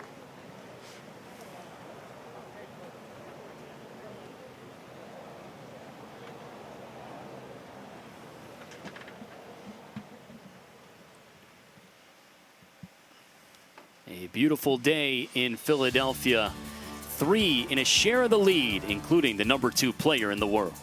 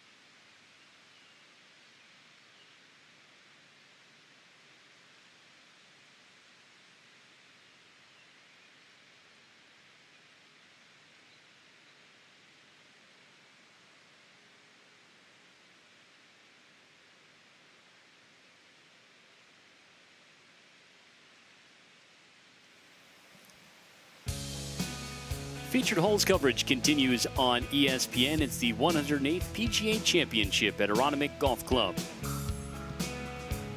Moving day indeed, as we are seeing the cream rise to the crop in the city of brotherly love. Ben Griffin getting ready to play at 13.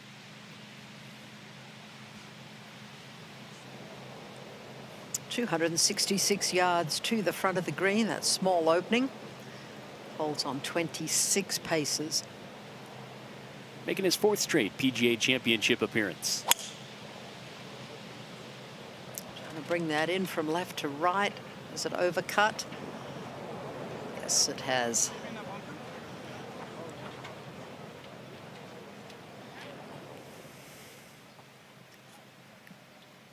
Back over to 17.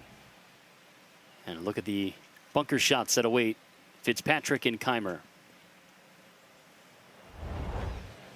That's not a bad spot to have left your golf ball where this whole location is. He's an excellent bunker player. He's got a pretty good resume tape on bunker shots. Just look at Brookline and look at what he did at the Zurich to secure the win with his brother. But he knows that's not as good as he can do there. Yeah, he knocked it to within a foot. And all Alex had to do was tap it in, and I'm sure his hands were shaking as he was attempting to knock that one in. Said he couldn't feel his body standing over the ball. Here's Wallace for birdie. Interesting putting grip. Look at his hands. Perfectly parallel. Index fingers down the shaft. Really keeping his 2 hands working as a unit. Very interesting putting grip there from Wallace. Bogey birdie for Wallace. And now Keimer. Yeah, it's a downslope where these players are going to have to land the ball, so you can't afford to throw it too far up.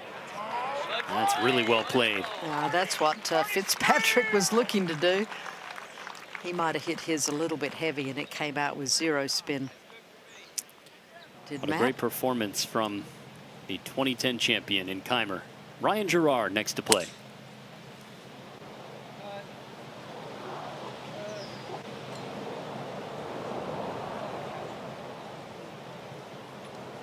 Both Gerard and Griffin finished in a tie for 8th last year at Quail Hollow, the PGA Championship. Now paired together on Saturday. How about this way to line up a Donald Ross putt, Jane? That is a worm's eye view. All right, let's see if they can pay it off, right? Break. Oh, they misread that. A lot of work to miss it on the left side there, Jane. Yes. He would not be too thrilled about that bogey. because he knows he can do so much better out of the sand. Yeah, looking a little disconsolate there. Yeah, both Fitzpatrick brothers walking off 17 today, a little befuddled. Yeah, much nicer effort from the bunker was Martin Keimer. Is to stay at 2 under. Yeah, it's fun to see him playing well again. Yep. Nicely done. I remember his victory in Pinehurst in 2014 at the US Open. It was a masterclass around the greens. So no surprise he's playing well on Donald Ross greens. Jordan Spieth. His second shot at 16.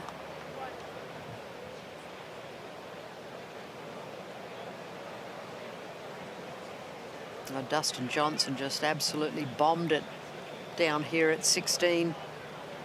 353-yard drive for DJ. Longest of the day from Joaquin Niemann at 366, led to an eagle.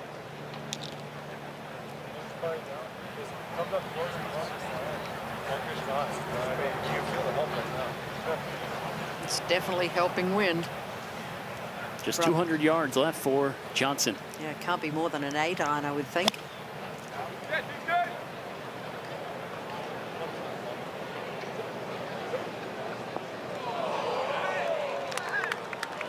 And that wind really affecting the golf ball, forcing it right. It's okay. It's on the dance floor, but ooh, for how long? Not long. To 13, Ben Griffin from the greenside bunker. See if he can do what Sahith Theegala did. It's a little heavy, but it's getting down there, so well done.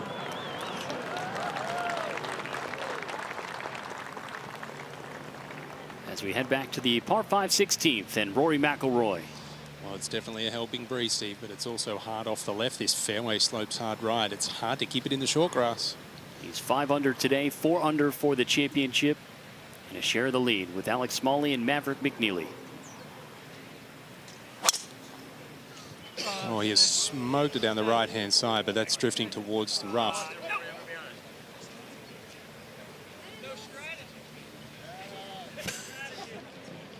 The Philly crowds are tough, Stephen. You're a Pennsylvania native. You know what it's like. They're going to give you heaps, aren't they? There's a lot of bark here in the city of brotherly, sometimes not so much love. Yeah, you've got to be down that left-hand side, don't you? You do, and it's tricky to get a target off the tee because there's a tree about 50 yards off the tee. You've got a skirt. That's almost gone straight over my head. He's hammered it, fading back. It should be good, I think. Well, the tracing looks pretty good. If it gets out of the rough, oh, it's not. That's unlucky. Just needed a few more yards of carry. But they're attracting a big gallery, aren't they? And Rory's on the receiving end of a few chirps. 11 major championships between that pairing. Over to the 3-time winner, Jordan Spieth. It's gusting quite a bit and it's hurting. Oh, here goes that way.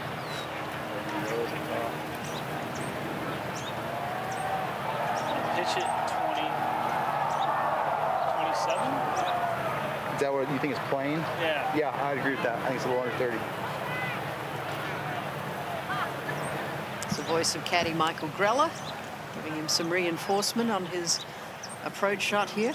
The 4th and 5th members of our crew, Jordan Spieth and Michael Greller. I mean, that would go soaring over the green if it was actually that. That'd be the south-south. What are you doing, man? Just wait. Over the 20, playing just over 20, right? Yeah, right now.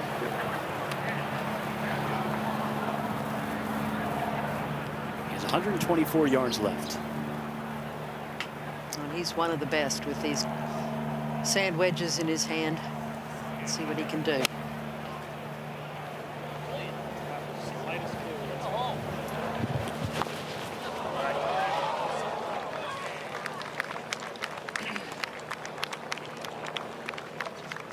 just hit that upslope. Needed just a few more yards of carry. I think probably another 2. And it'd been right next to the hole. Ryan Gerard for birdie at 13.